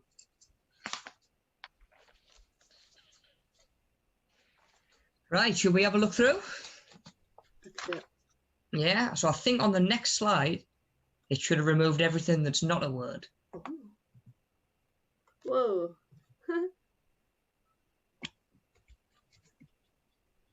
I'm glad I didn't accidentally go too far then. Yeah. Right, so if we start at the, we'll start top left, and I'll go acrossways and work my way down. Yeah, I don't know if you can kind of try and follow along and sort of point them out as well. But we'll just wing it. So we've got across the top, from the top left, and we've got reduced stress. Yep. Yeah, so I mean, it sort of goes without saying, we sort of feel more equipped to cope day to day with a lot of the stuff that life throws at you if you've had a good night's sleep. You know, additionally, you can go to bed in quite a bad mood and wake up feeling a whole lot better. You know, so yeah, it can sort of help reduce stress if we're getting enough sleep or sort of adequate sleep. So still working acrossways, if we come down past halfway, the one with environment. Yep. Yeah, so environment and sleep are linked in quite a lot as well. I mean, you've got the physical environment that you're trying to sleep in that you've got to be aware of lights, you've got to be in noise, any potential disturbances, and stuff like that. At the same time, it can be your day-to-day life, the environment that you work in. You know, do you bring that home with you? Is that affecting your stress? Environment is so big into playing into a lot of factors. You know, it is a big factor in a lot of things. You know, you think you come down to that nature nurture debate. A lot of it is it genetic and inherited, or is it learned and from the environment? And a lot of stuff, certainly when it comes to sleep, is going to be environmental. Either stuff that's put you in a bad mood or the state where you're going to struggle to sleep, or the environment itself being tough to sleep in. They can both play quite a big part. Absolutely. Yeah. So a couple of rows down from there, coming left again, we've got smarter. Yeah. Yep. Say that one, okay? Yeah. So obviously brain function, brain's going to be working a lot more quicker, a lot more efficient if it's well rested, if you've got the sleep that you need. I've done it myself where you're feeling a little bit tired and run down, and you go and do something that you've done over and over again, and just for whatever reason, you make a mess of it, or you forget how to do something, you know. And it's just your brain not being there, sort of like at the speed it normally is, and giving you the response that you used to. Yeah. And yeah, a lot of it can come down to sleep. The one underneath, we've got lifestyle. So lifestyle can be quite a big sort of factor in our sleep as well. Again, you can think about sort of like everything you're doing day to day. Your lifestyle might be it could be little things like, oh, you still sat up watching movies at midnight. You know, that could be part of your lifestyle, or the fact that you're not getting up till whatever time the next day. You might be oversleeping. Lifestyle can be you're drinking 6 cups of coffees a day, you know, and then you're going to bed on a night and you're like, oh, I can't get to sleep. I wonder why I can't get to sleep. You know, I'm doing this, I'm doing that. I've turned my phone off at this time. I've turned off the lights. I still can't get to sleep. Well, yeah, you're not if you just had a coffee at like 9 o'clock, you know, or something like that. And again, the sort of things that it's quite easy to overlook. Definitely. Right, so I think that is all of the ones that run across. So we'll go back to that top left and we'll start coming across ways. So they all run down over, I think. So on the left, we've got repair body. Yep. And that is where we were saying before about when you're sleeping, when you're resting, that's when your body can recover and repair itself. And you can sort of, I mean, you can go to sleep not feeling very well, and like I say, feel a little better after a sleep. I've had days where I've woke up particularly sore and aching from training, you know, taking some extra protein, some amino acids to try and help out that recovery, and then gone back to bed and had a bit of a sleep, and you can't feel the difference later on. Yeah. You know, just repairing those muscles. How often do you say to yourself, "Oh, I'll have a sleep"? I'll say how I feel after a sleep. Do you know what I mean? Or you know, something like that. Yeah. And it's all from your body given chance to sort of reset and repair itself. Yeah. Okay, so coming across over, we've got a H, happiness. Yeah.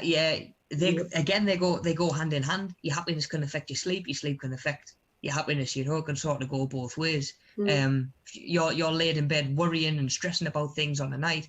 Of course, you're not going to get the best night's sleep, and you're gonna struggle to get off, and you might have broken sleep, or you might have nightmares and stuff like that.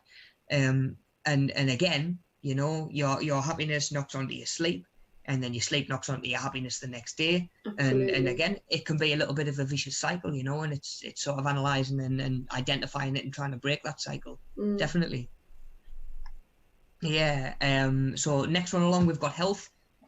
Again, that's kind of one of the big things we're talking about, how well sleep and health go hand in hand. Health can affect your sleep in the sense that, like, you might struggle to even get comfortable on a night. Do you know what I mean? If you're not moving very much, you're stiff, you're tight, you go to bed and you're laying away where you don't feel very comfortable, that's going to have a knock-on effect, and you're not going to get the best night's sleep either. Yeah, definitely. You know? Your health, I mean, we all know people, and sometimes we don't have a choice in saying, oh, you need to take these tablets to help deal with this. But, you know, that can have an effect as well. You know, are you taking tablets for your health that are going to affect your sleep? You know? And again, looking at it the other way, when you're not getting sleep, you're not going to be optimally healthy the next day, and for however long it takes to get caught up. Next one along, more alert, kind of what we were saying before, where it's just your brain taking things in, processing things as quick as you need it to. And I think we all have felt that feeling where you're feeling a little bit sluggish and a little bit off the ball. Yeah. You know, when you haven't slept very well, or like you say, Ella, when you get to that sort of time of day where you're just struggling and you're slowing down and you're crashing a little bit. Yeah. Definitely. And that sort of thing there is where a lot of people will turn to a coffee and say, oh, do you know what, I'm going to have a caffeine boost or something like that, which can work in the same sort of effect as sugar does, and it boosts you for a little bit, but not necessarily in the way that your body needs. Yeah. And you can actually end up just masking the effects of that as well. Definitely. Yeah. Next one along, obviously quite a big one, affecting your mood. You know, we've all heard the saying, got out of bed on the wrong side, like today, got out the wrong side of the bed, like a bear with a bad head. You do. You're not yourself when you haven't had a good night's sleep, when you haven't had a full night's sleep, especially when it's knocked on and been for sort of like a lasting amount of time. Yeah. It is going to affect your mood. You are going to struggle to deal with stuff day to day. And it's important to sort of acknowledge that as well. You know, it's easy to sort of think, oh, well, sort of this is happening to me, that's happening to me, and sort of take everything on yourself a little bit. But again, if you step back and you think to yourself, oh, actually, I only got 4 hours sleep last night, maybe I have just been a little bit more grumpy today. Yeah. using grumpy as the very loose sense, depending on sort of going forward. If you're in the position where you're not sleeping most nights every night, you've got every right to be grumpy. Yeah, definitely. So that's affecting mood. Next row along, we've got improves memory. So yeah, your sleep can actually tie in with memory function as well, and just stuff like that. Your short-term and your long-term memory, and again, sort of reacting to stuff on the spot. Trying to recall a memory.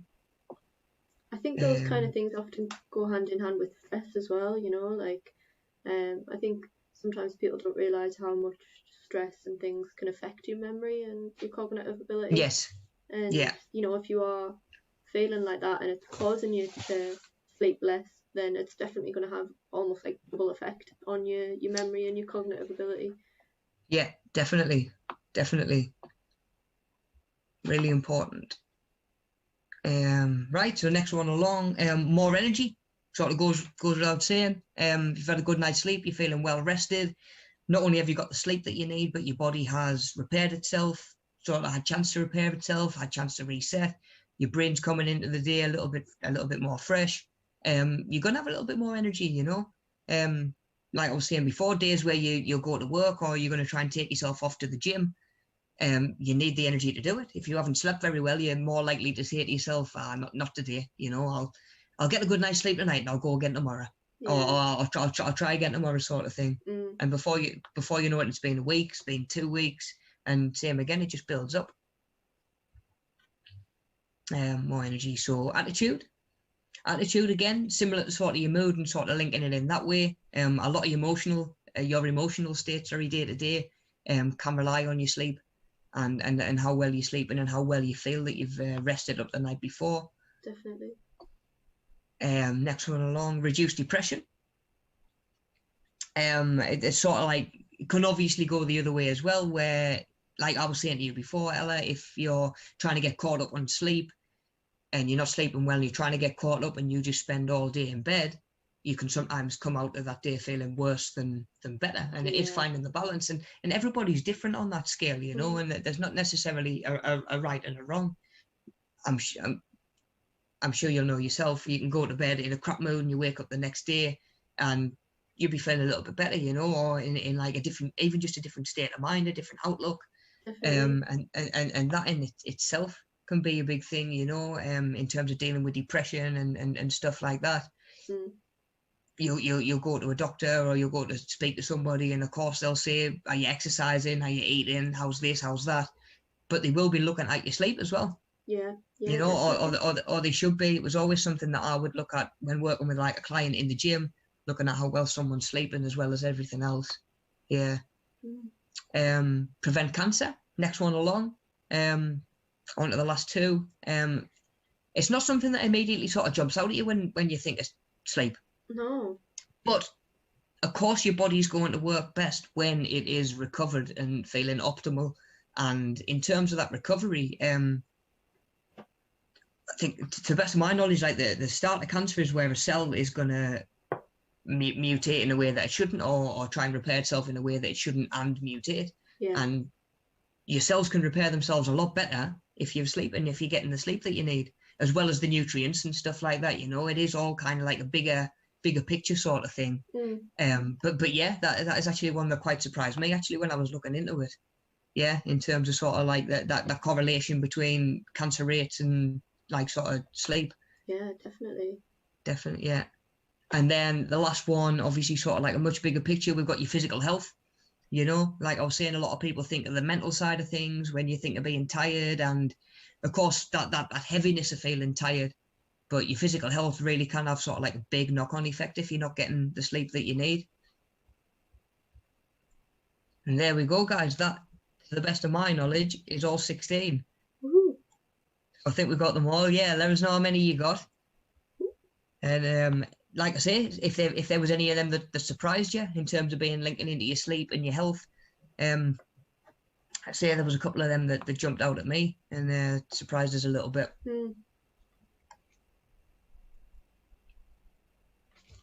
There we go. We may as well move on to the next one. So yeah, we're going to try and not get on too much of a downer, but we're going to just talk about a little bit about sort of depression and anxiety and sort of symptoms of that and how you can sort of acknowledge it, and sort of some of the ways that that can have an effect on us as well. Cool. So where we at? So yeah, just briefly working our way around there. Same again, by all means, chip in the chat if you feel that there's any of these that you can relate to or any that you've sort of acknowledged in people around you. I think this day and age, mental health being such a big thing, it's important that we can all sort of acknowledge these sorts of things. You know, you might pull a couple of things up and it might remind you of somebody that you know, and it might just get you thinking a little bit. You know, but yeah, we've talked about sleep. It can obviously have a big effect in depression and anxiety and vice versa. Like you say, if you're not sleeping right, if you're not recovering, if you're not feeling rested, if you're not getting the quality of sleep that you need, then your worldview is going to become distorted in a way. You're looking at life through some kind of filter, aren't you? Which can warp and change quite a lot of things. Leading to depression and anxiety, or certainly factoring or contributing towards it, in turn sort of sadness and just sort of that sort of just that being down. You know, I'm a huge advocate for sadness has a place. You know, there's a time and a place for it. I feel it's important to honor and acknowledge sad feelings, but there's also the other side of that where you move on from them and you sort of try and make your own peace with them, and even just acknowledging it, you know, just sort of, look, I'm feeling a little bit down today, I'm not myself, it's not the end of the world, or it doesn't have to be the end of the world. What can I try and do to put myself in a better place? I'll try again tomorrow. Just because you're sad right now doesn't mean you're always going to be sad. It doesn't mean you're going to be sad later, tomorrow, or whatever, you know. And like I say, sort of just sometimes just accepting that you feel that way there and then can be part of the healing process as well, and certainly a coping progress. Stress, looking at that little bit further, stress, something that I'm sure we've all felt at some point, you know. You'll get a deadline, stuff like that, this needs doing, that needs doing, or I haven't got the time to do this, or I've slept in, stuff like that, and it can manifest it in like quite a lot of worry, like you say, sort of anxiety, sort of that thinking worst case scenario all the time. And like I say, just looking at things through that sort of tinted lens. And another thing that a lot of people are going to sort of fall into the habit of, or to watch out for, is craving unhealthy food. You'll find that a lot of the time when you're feeling crap, then your body's going to want food that's going to make you feel better, be it a blast of sugar that's going to give you a little bit of a rush and sort of like a little bit of that sort of like natural sort of elation, stuff that's going to make you feel good, like comfort foods that's going to release dopamine in your mind, you know, that sort of, even just that brief dopamine release can just briefly make you feel a little bit better. That doesn't last forever, and then you go back to the same foods again, which is why, like we were saying with sleep, it's really easy to end up putting weight on and to falling into sort of vicious cycles, because you're craving the stuff that isn't what you need, which is then not giving your body what it needs, which is making it worse. A lot of the time. Gary actually says he can relate to quite a few of these. Isolation, again, sort of looking at that one top left as well, dropping out of activities, they can sort of go hand in hand, you know, sort of saying to yourself, oh, I'll do that day, and then that day comes and you're like, oh, actually I'm not going to do that, I'm not going to make it today, sorry, or this has come up, that's come up, or whatever, or just wanting to try and kind of withdraw and hide away. Again, it can be something to sort of watch out for, because that might actually be one of the first sort of things that you notice, or one of the first sort of traits that can sort of manifest, you know. And I mean, we all have days where we're done with people, aren't we? Do you know what I mean? Just like, I've done nobody today, I'm going home and I'm going, and that's going to be me. But it's acknowledging when it's all the time, you know, is it rational? Because that's a big part of it. Depression and anxiety, those irrational sort of thoughts and those sort of thought processes. Coming to that one on the left hand side, it sort of links in with worry. You know, that constant feeling of being on edge. You know, feeling like you can't relax. Linking into the social side of things, you might be in a room full of people that you know and love and feel that you can trust, and at the same time, you still don't feel that you can switch off or relax. You know, which again, if you're not relaxing, if you're not resting, you might not be sleeping, your body's not recovering, and it all just links into each other.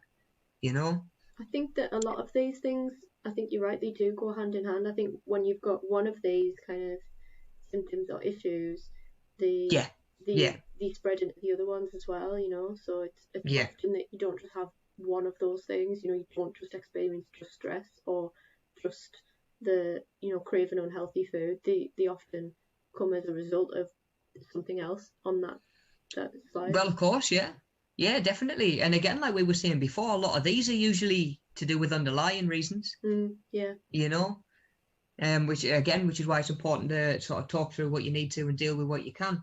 Yeah. But yeah, definitely right in what you say, where like a lot of them do link in and just play off each other. What does Gary say? I'd say 5-7 days a week I wake up, my first thought, why did I have to wake up today? Yeah, man. I mean, that's got to be tough. That's got to be tough. Absolutely. Most days a week, and I mean, like, it's amazing that's not every day, and really latch on and make the most of those days where that doesn't feel like the case. And in time, you know, with the work that you're doing and going to be doing again, you'd like to think that'll recover, you know, or that'll start to swing round a little bit. That might become 4 days, becomes 3, becomes 2, you know. You're doing the hardest bit in dealing with it, you know, and seeking out the help that it needs. Absolutely. That can be a big daunting step in itself, you know. So well done, man. Fair play. Keep it up. Yeah, definitely. Yeah. Right. I think that's all of them. And then we've sort of been over no energy as well, in terms of just feeling flat. You can.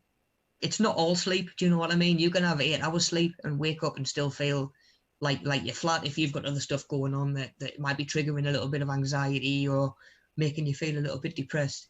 You can be fully rested and fully slept until, but if you've got some of these other things going on as well, of course you're going to still get certain symptoms as well, you know. Yep.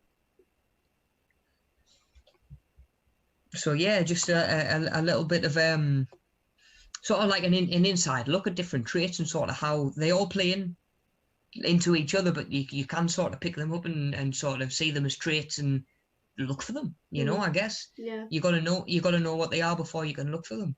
Definitely. Yeah. 100%.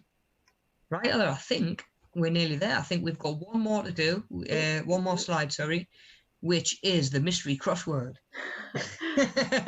yeah, you just got to guess the answers. Off you go. Yeah. No, I've actually got the questions here in front of us, and we'll just work through them one at a time. I'll give you the clue, by all means jot them down, try and keep a look at sort of how they might fit into the grid. I'd probably not recommend using a highlighter pen on your screen, unless you want to be getting yourself a new screen every week. Every week we've got a crossword.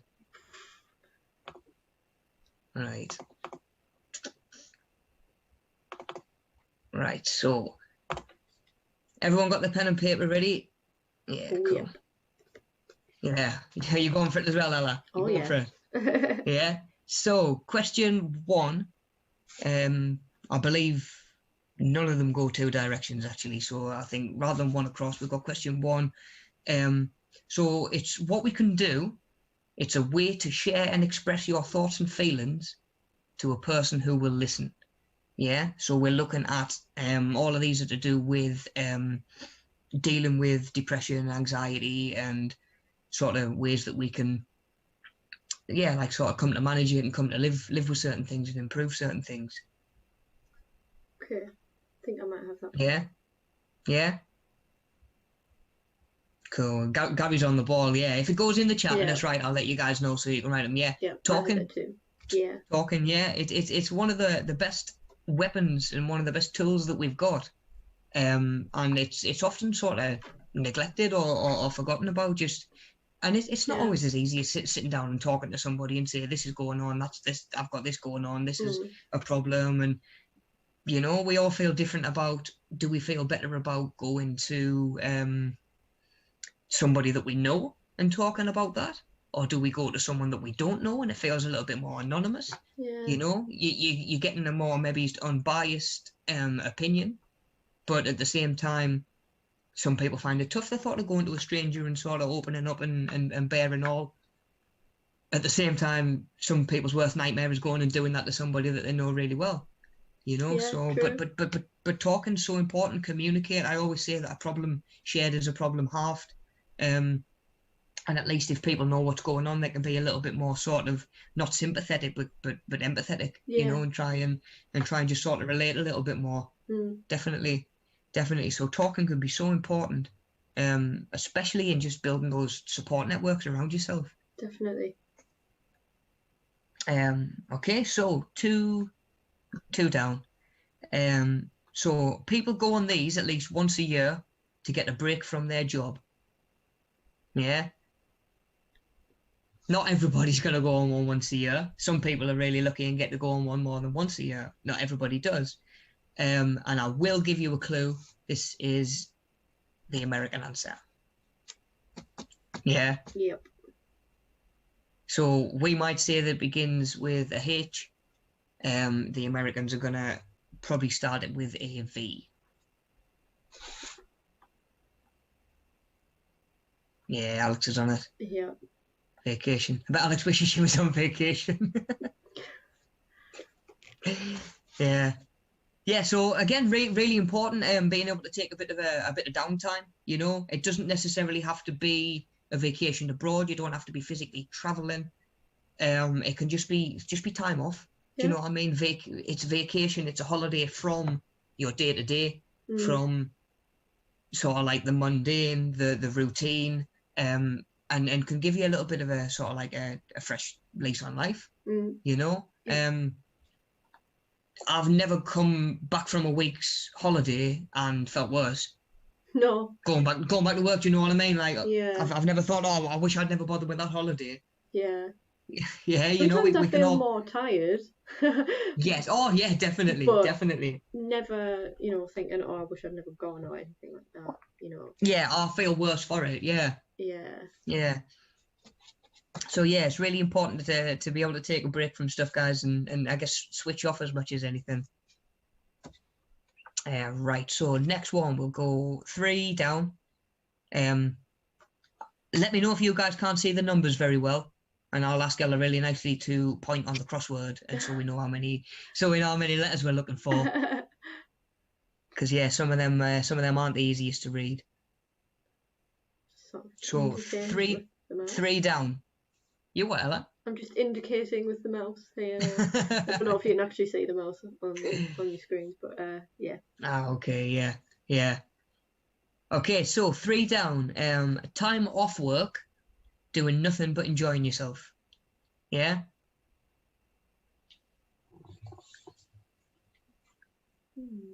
Does that sort of fit? What does it feel like? What does that let you do? What's important to do in that time?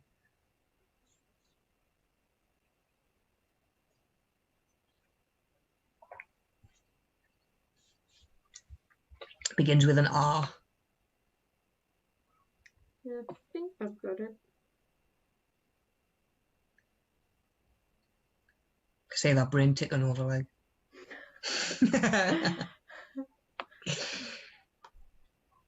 Right, guys, I'll give you a second and then we'll go next one.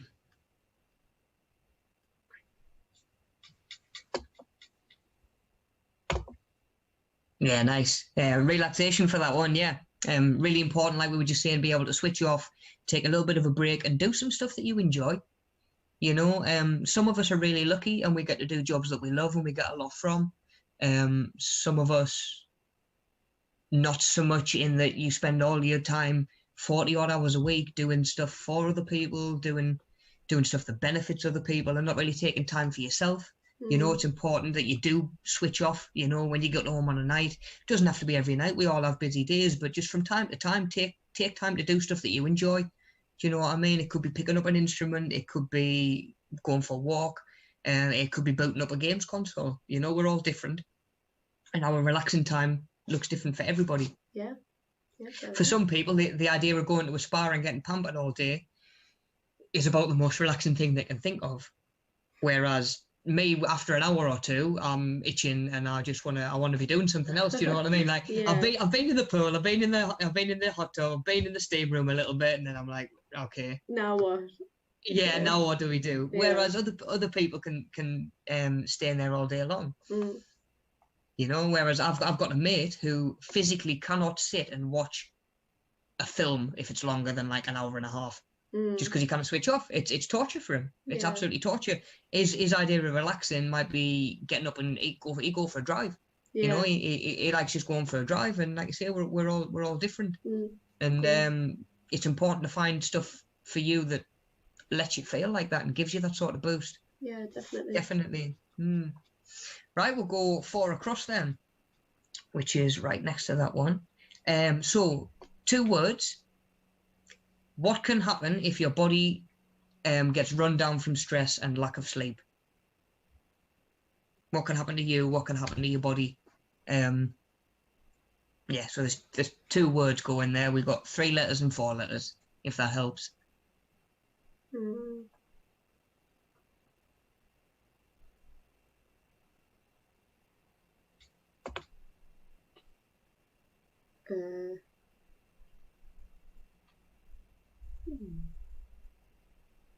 All right, one's got you in it. Yeah, I'm trying to think of the other letters that are in there. Thinking, yeah.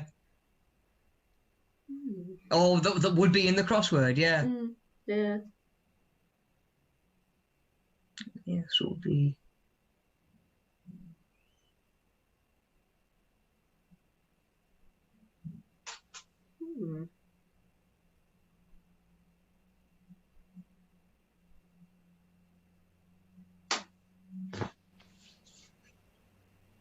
Gonna check the chat, see if anyone's got that one. I don't know on that one.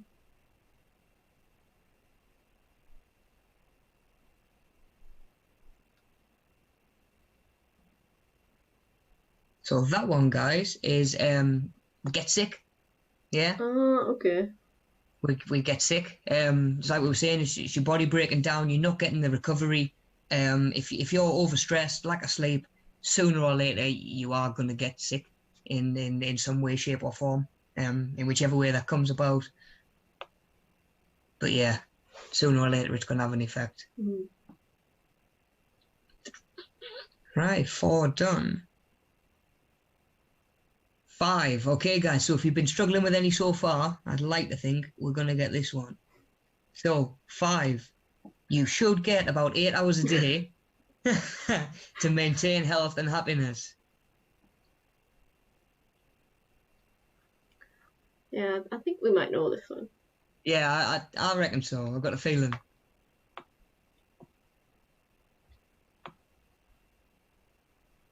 Yeah, of course it's Gary that's got it. The expert. Yeah.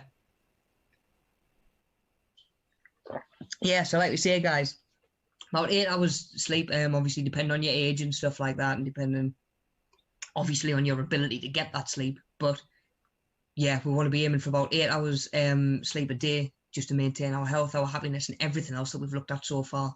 You know, it's really a big important part of the bigger picture. Right, so 6 down. 6 down, where we are. Oh yeah. Yes. So 6 down. What it is called when people talk to a mental health professional.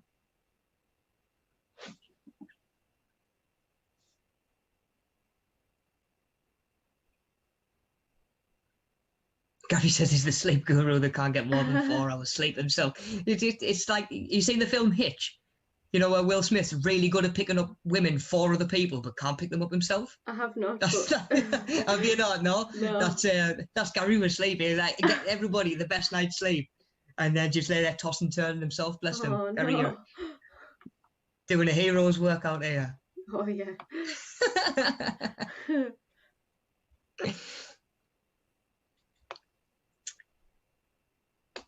Ooh. Yeah, Alex has got that one bang on. Counselling, if we to go and speak to a mental health professional. I've noticed, especially even like sort of right now, some of it can be done online. There are online mental health services and stuff like that. Some are just getting set up now. Some have been running for years. No matter sort of which way we do it, in some sort of shape or form, it is, yes, it's counselling, you know. And Yeah.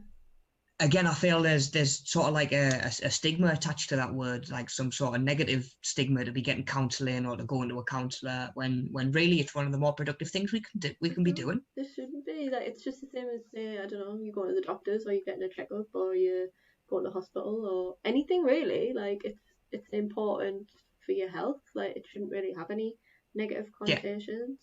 Yeah. Your mental health, in my opinion, should be treated like your physical health. Definitely. You don't blame somebody for a broken leg. No. You don't judge somebody for having a broken leg. No, definitely not. So why with a mental illness, you know? Just because you can't see it. And it's the same again. If someone, like you say, has got a broken leg and they go to the doctor, you don't judge them. So if someone is having some kind of mental health issue and they go speak to a counsellor or get help, fair play, you know, all the strength to you. 100%, yeah. And I think that's, as a society, I think that is what we're working on, and that's the direction that we're going in and trying to work on some of that stigma around mental health. It's just important to be aware of it, you know. Definitely. Cool. Right. So, counselling for that one. 7 down. So these are familiar people in our life that help us cope with stressful times because they know us well and listen. And it's not family. That's good.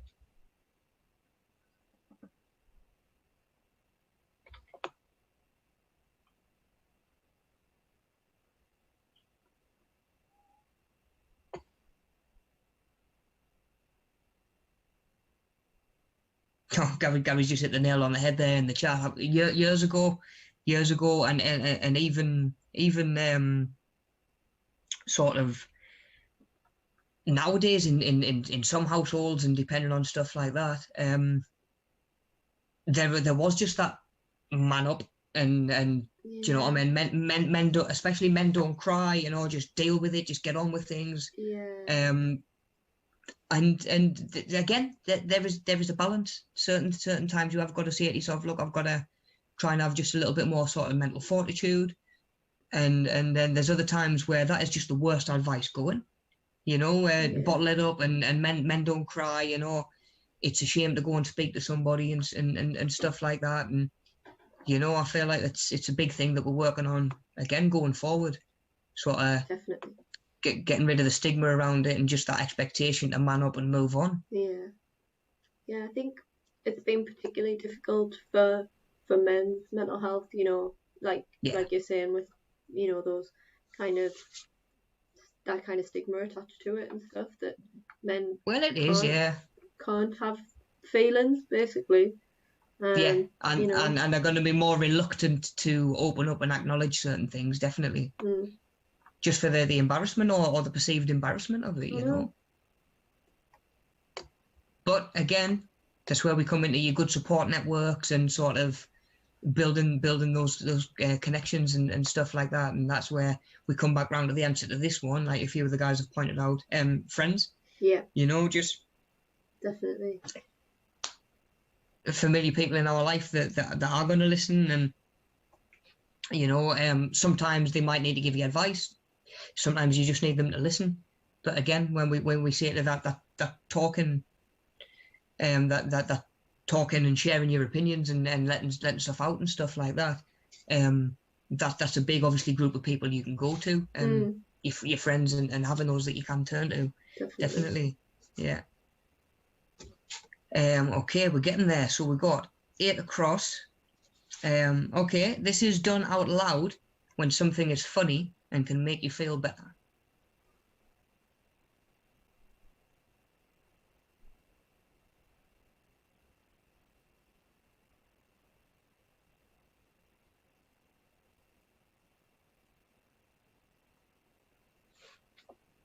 Just looking again there, what Gary's saying, yeah. I only went to see someone after my mum died for the 16 to 19 years before. I never went out. Bad depression, never had the courage to say. And that's what I want about Gary, you know, yeah. just that sort of feeling of asking for help makes you weak. Like, no, it makes you sensible. Like, if you ask me, like, I'm struggling with something, I'm gonna ask for help. And it's sort of like, and that's not me sitting there saying, look, like, don't have that mindset about it, because I know it's not that easy. I'm certainly the way that the world is and the sort of way that you're gonna perceive it. Yeah. I'm saying that as a whole, we need to sort of ease out and phase out that sort of mindset at all. Definitely. You know, again, if someone's got a broken leg and that leg can't hold them up, then and they're on a crutch or whatever, you don't necessarily call them weak, would you? You know, and again, that's with a physical injury. Mental injuries you can't, or mental health problems, sorry, you can't even see. But it doesn't mean that they're not there. You know, right? Exactly. Yeah, it doesn't mean that they're not there and someone's not living with something. And like I say, if someone's saying I'm having a hard time at the minute, doesn't always necessarily mean you say, oh well, just forget about it. Oh, come on, just move on and man up. And do you know what I mean? Like I say, it's like telling someone who's in a wheelchair to get up and walk. Definitely. The guys have nailed that one as well while I've been rambling on. Laughter. Yeah, of course, it can make a big difference, you know. I mean, you sit and you have a big giggle with a mate, or if someone tickles you on the telly and someone amuses you, you do sit and have a big giggle, do you know what I mean? Like, it's, and you do feel better for it afterwards. Definitely. You know? I'm sure it sort of releases, like, endorphins around your body as well. That sort of, that feel-good chemical, yeah. Yeah, it does, yeah. Yeah, see, like, I'm one of them where if I'm in a bad mood or if I'm a little bit down, I will put a comedy on to try and cheer me up. Because I know sooner or later something's going to crack me up, and I'm going to laugh whether I want to or not. That's, you know, good. especially if you're going back to old stuff like quality old stand-ups or like movies that you've seen over and over again. Yeah. You know, something's going to get you sooner or later, and sometimes that one little laugh can be like a turning point in your day.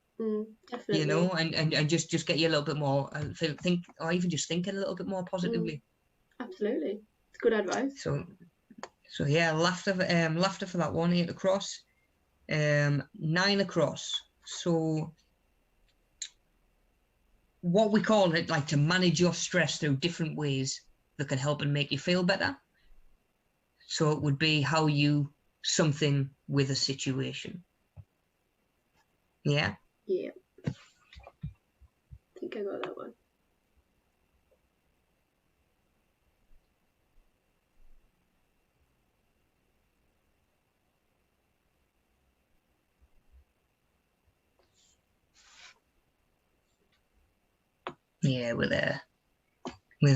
Yeah, cope.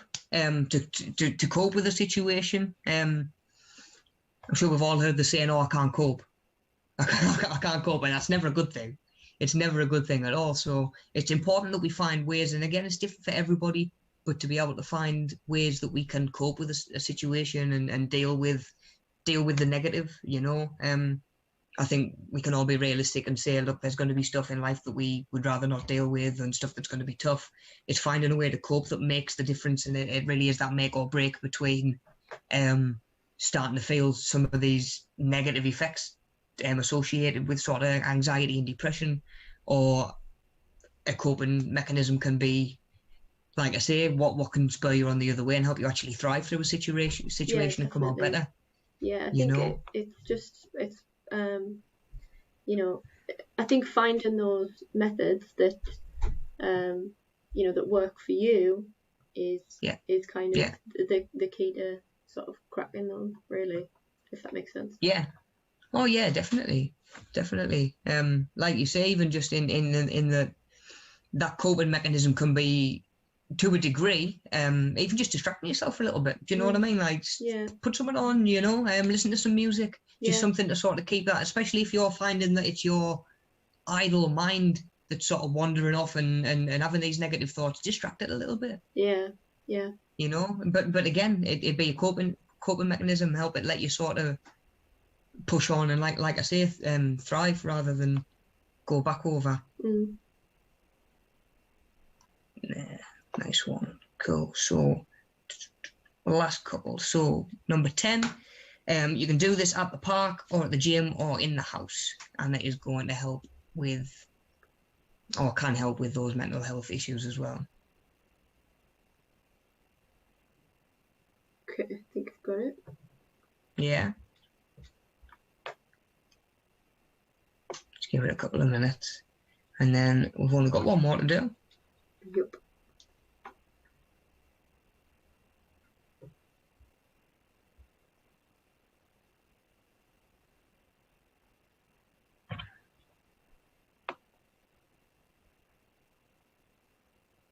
Just thinking back to that last one as well, just while the guys are finishing that one up. I was like I say, when it comes to like the coping side of things, I've always sort of said that like we say, sort of like a situation or a problem shared is a problem halved. You know, and again, that is where sort of being able to sort of communicate with people and having that support can help you cope as well. Yeah. But in terms of even just sort of mental attitude, I've always sort of said that the way that you react to a situation is a lot more important than the situation itself. Yeah. You know, in sort of the way that you react and how you interpret it, and most importantly, how you do go on and cope with it. You know, you can either like I say, really push through that issue and excel at it, or it can really get in your way. You know, and however we cope and finding ways to cope can be the difference between that. Yeah, so we've got this one nailed off as well. Exercise, race bang on what you say as well, sort of workouts. It's all much of a muchness, some kind of physical activity that's gonna not only get you moving and get your body burning and stuff like that, but for the mental side of the things as well. You know, the dopamine release, the endorphins rushing around your body, the feeling of accomplishment. You know, getting to the end of a workout. It doesn't even have to be the most strenuous thing in the world. It could be like a stretching routine. You could sit and do some yoga, some Pilates, something like that, and you get to the end of it and you're going to feel better. You know, you've got that sense of achievement, you know, that movement, you know, and I would rather do my exercise earlier in the day so it's done and I can say, right, that's something achieved, something boxed off, done. And then you're like, right, what's next? You know, so like trying to build momentum from early in the day and run with it, you know, because I'm very much one of those, when I sit and stop, I like to sit and stop. Do you know what I mean? Like I don't want to be sat there thinking, I've still got this to do, I've still got that to do.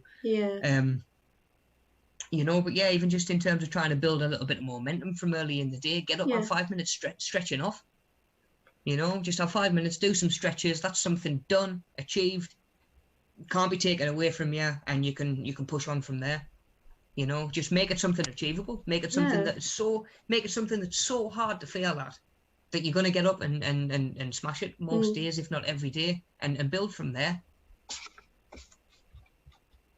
Right, guys, last one then. Let's get it finished up. So, a feeling of high stress, panic, and worry can sometimes include physiological symptoms. So, something that we've touched on today as well. A feeling of just high stress, panic, and worry.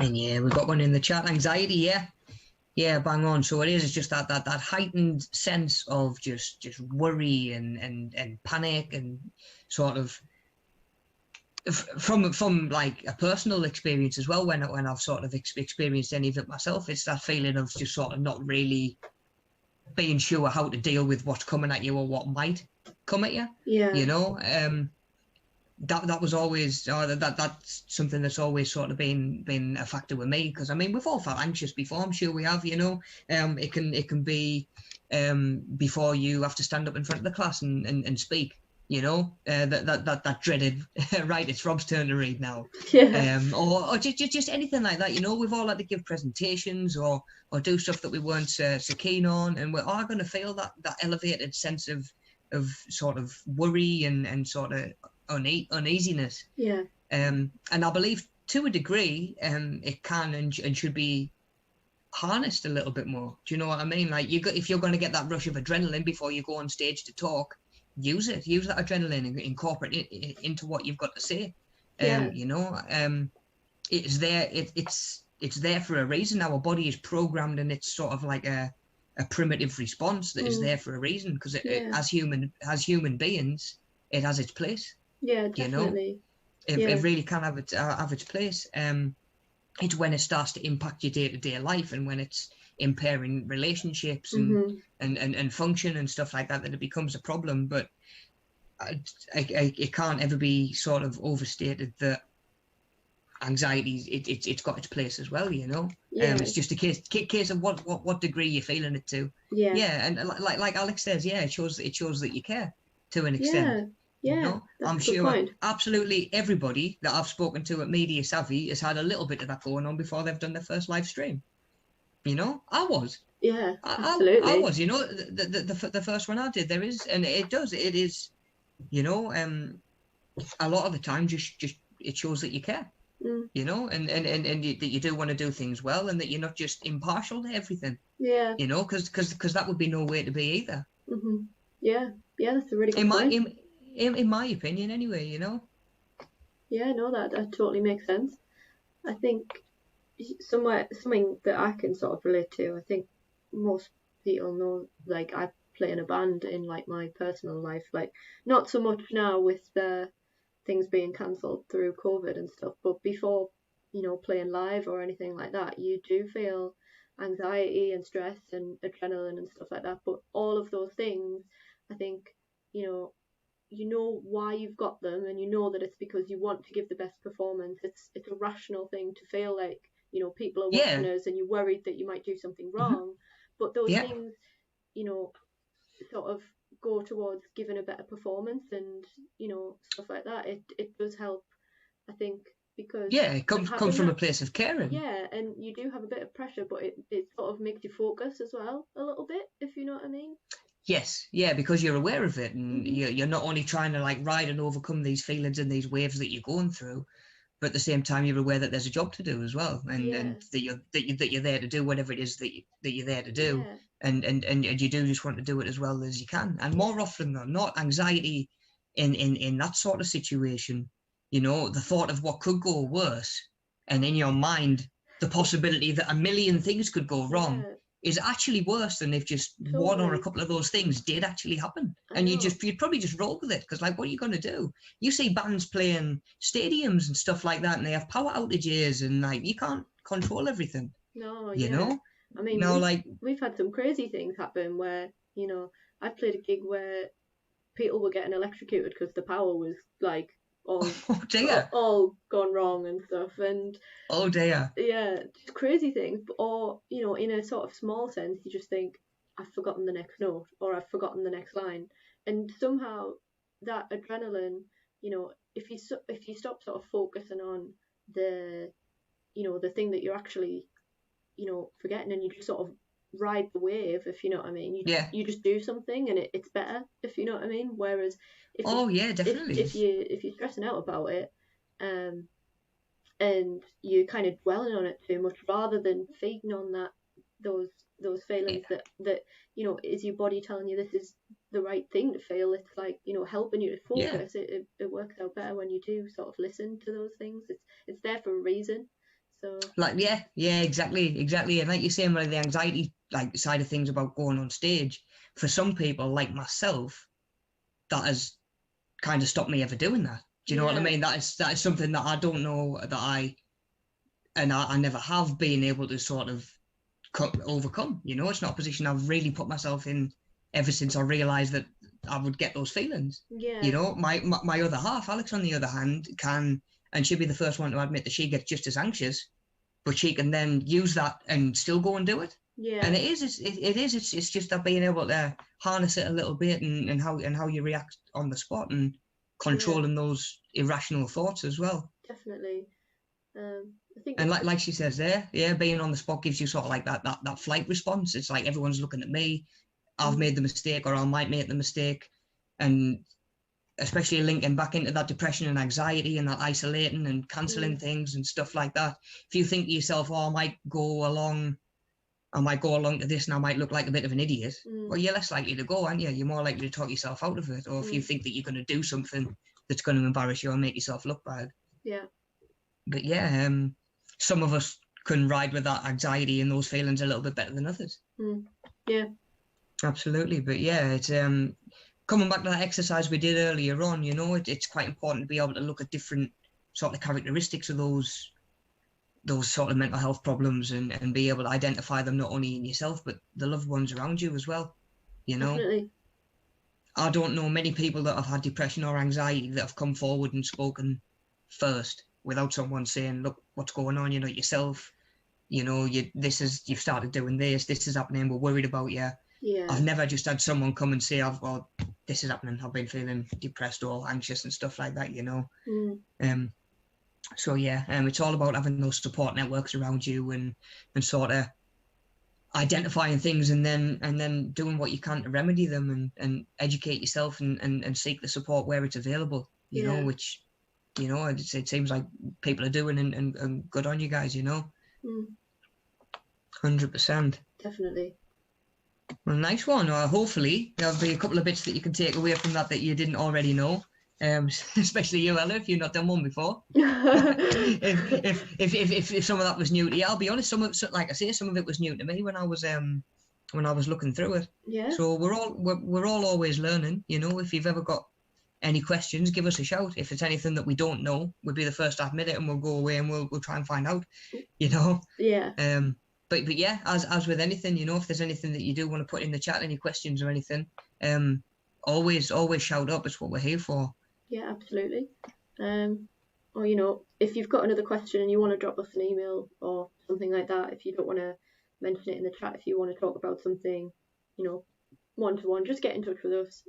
Of course, via 100%. the usual channels, you know, either email, you can email me or you can email Rob, or the general Media Savvy email addresses, courses@mediasavvycic.co.uk, or just get in touch with us on social media or anything really, and we can get back to you and stuff. So yeah, if you've got any kind of query, then just let us know and we can cover it.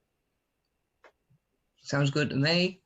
So just to finish us up, I've just seen on the bottom of that last slide, so see you next Tuesday at 10, obviously, because we're running them a little bit later in the day. We'll be 1 o'clock next week for part 2 of this course, which is the last part. Yep. So we've got that next week. So hopefully see everybody back.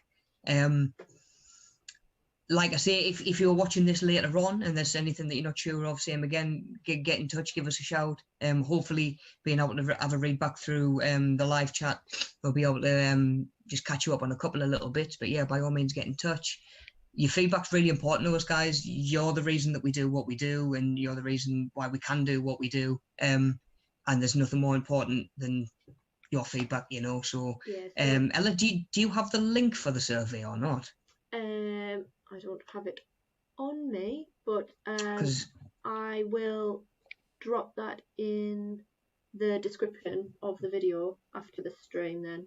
Okay, cool. So yeah, rather than sticking it in the comment section. Yeah, now, I'd have to make the survey, see, so okay. It'll take me a couple of minutes to do that. So yeah. So I can just pop that in the description.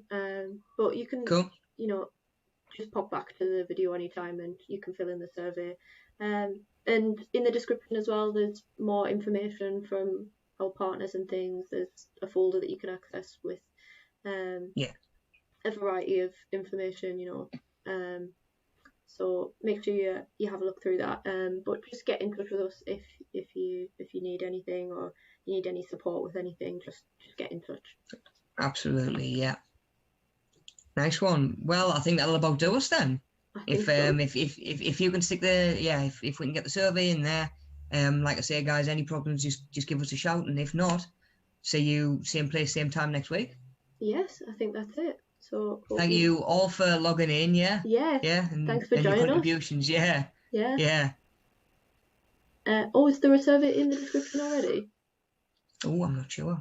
If there's one in the description already, that's probably the one. But I'll double check it after this anyway. Yes, So nice one. so yeah, just if there's one in the description, Yeah, go looks ahead, like there fill it. is. No problem. Yeah, it's probably fine. I just fill that one out then. Yeah, cool. All right. See you later, Nice one. guys. Thanks for joining us. See you later on. See you next week. Bye.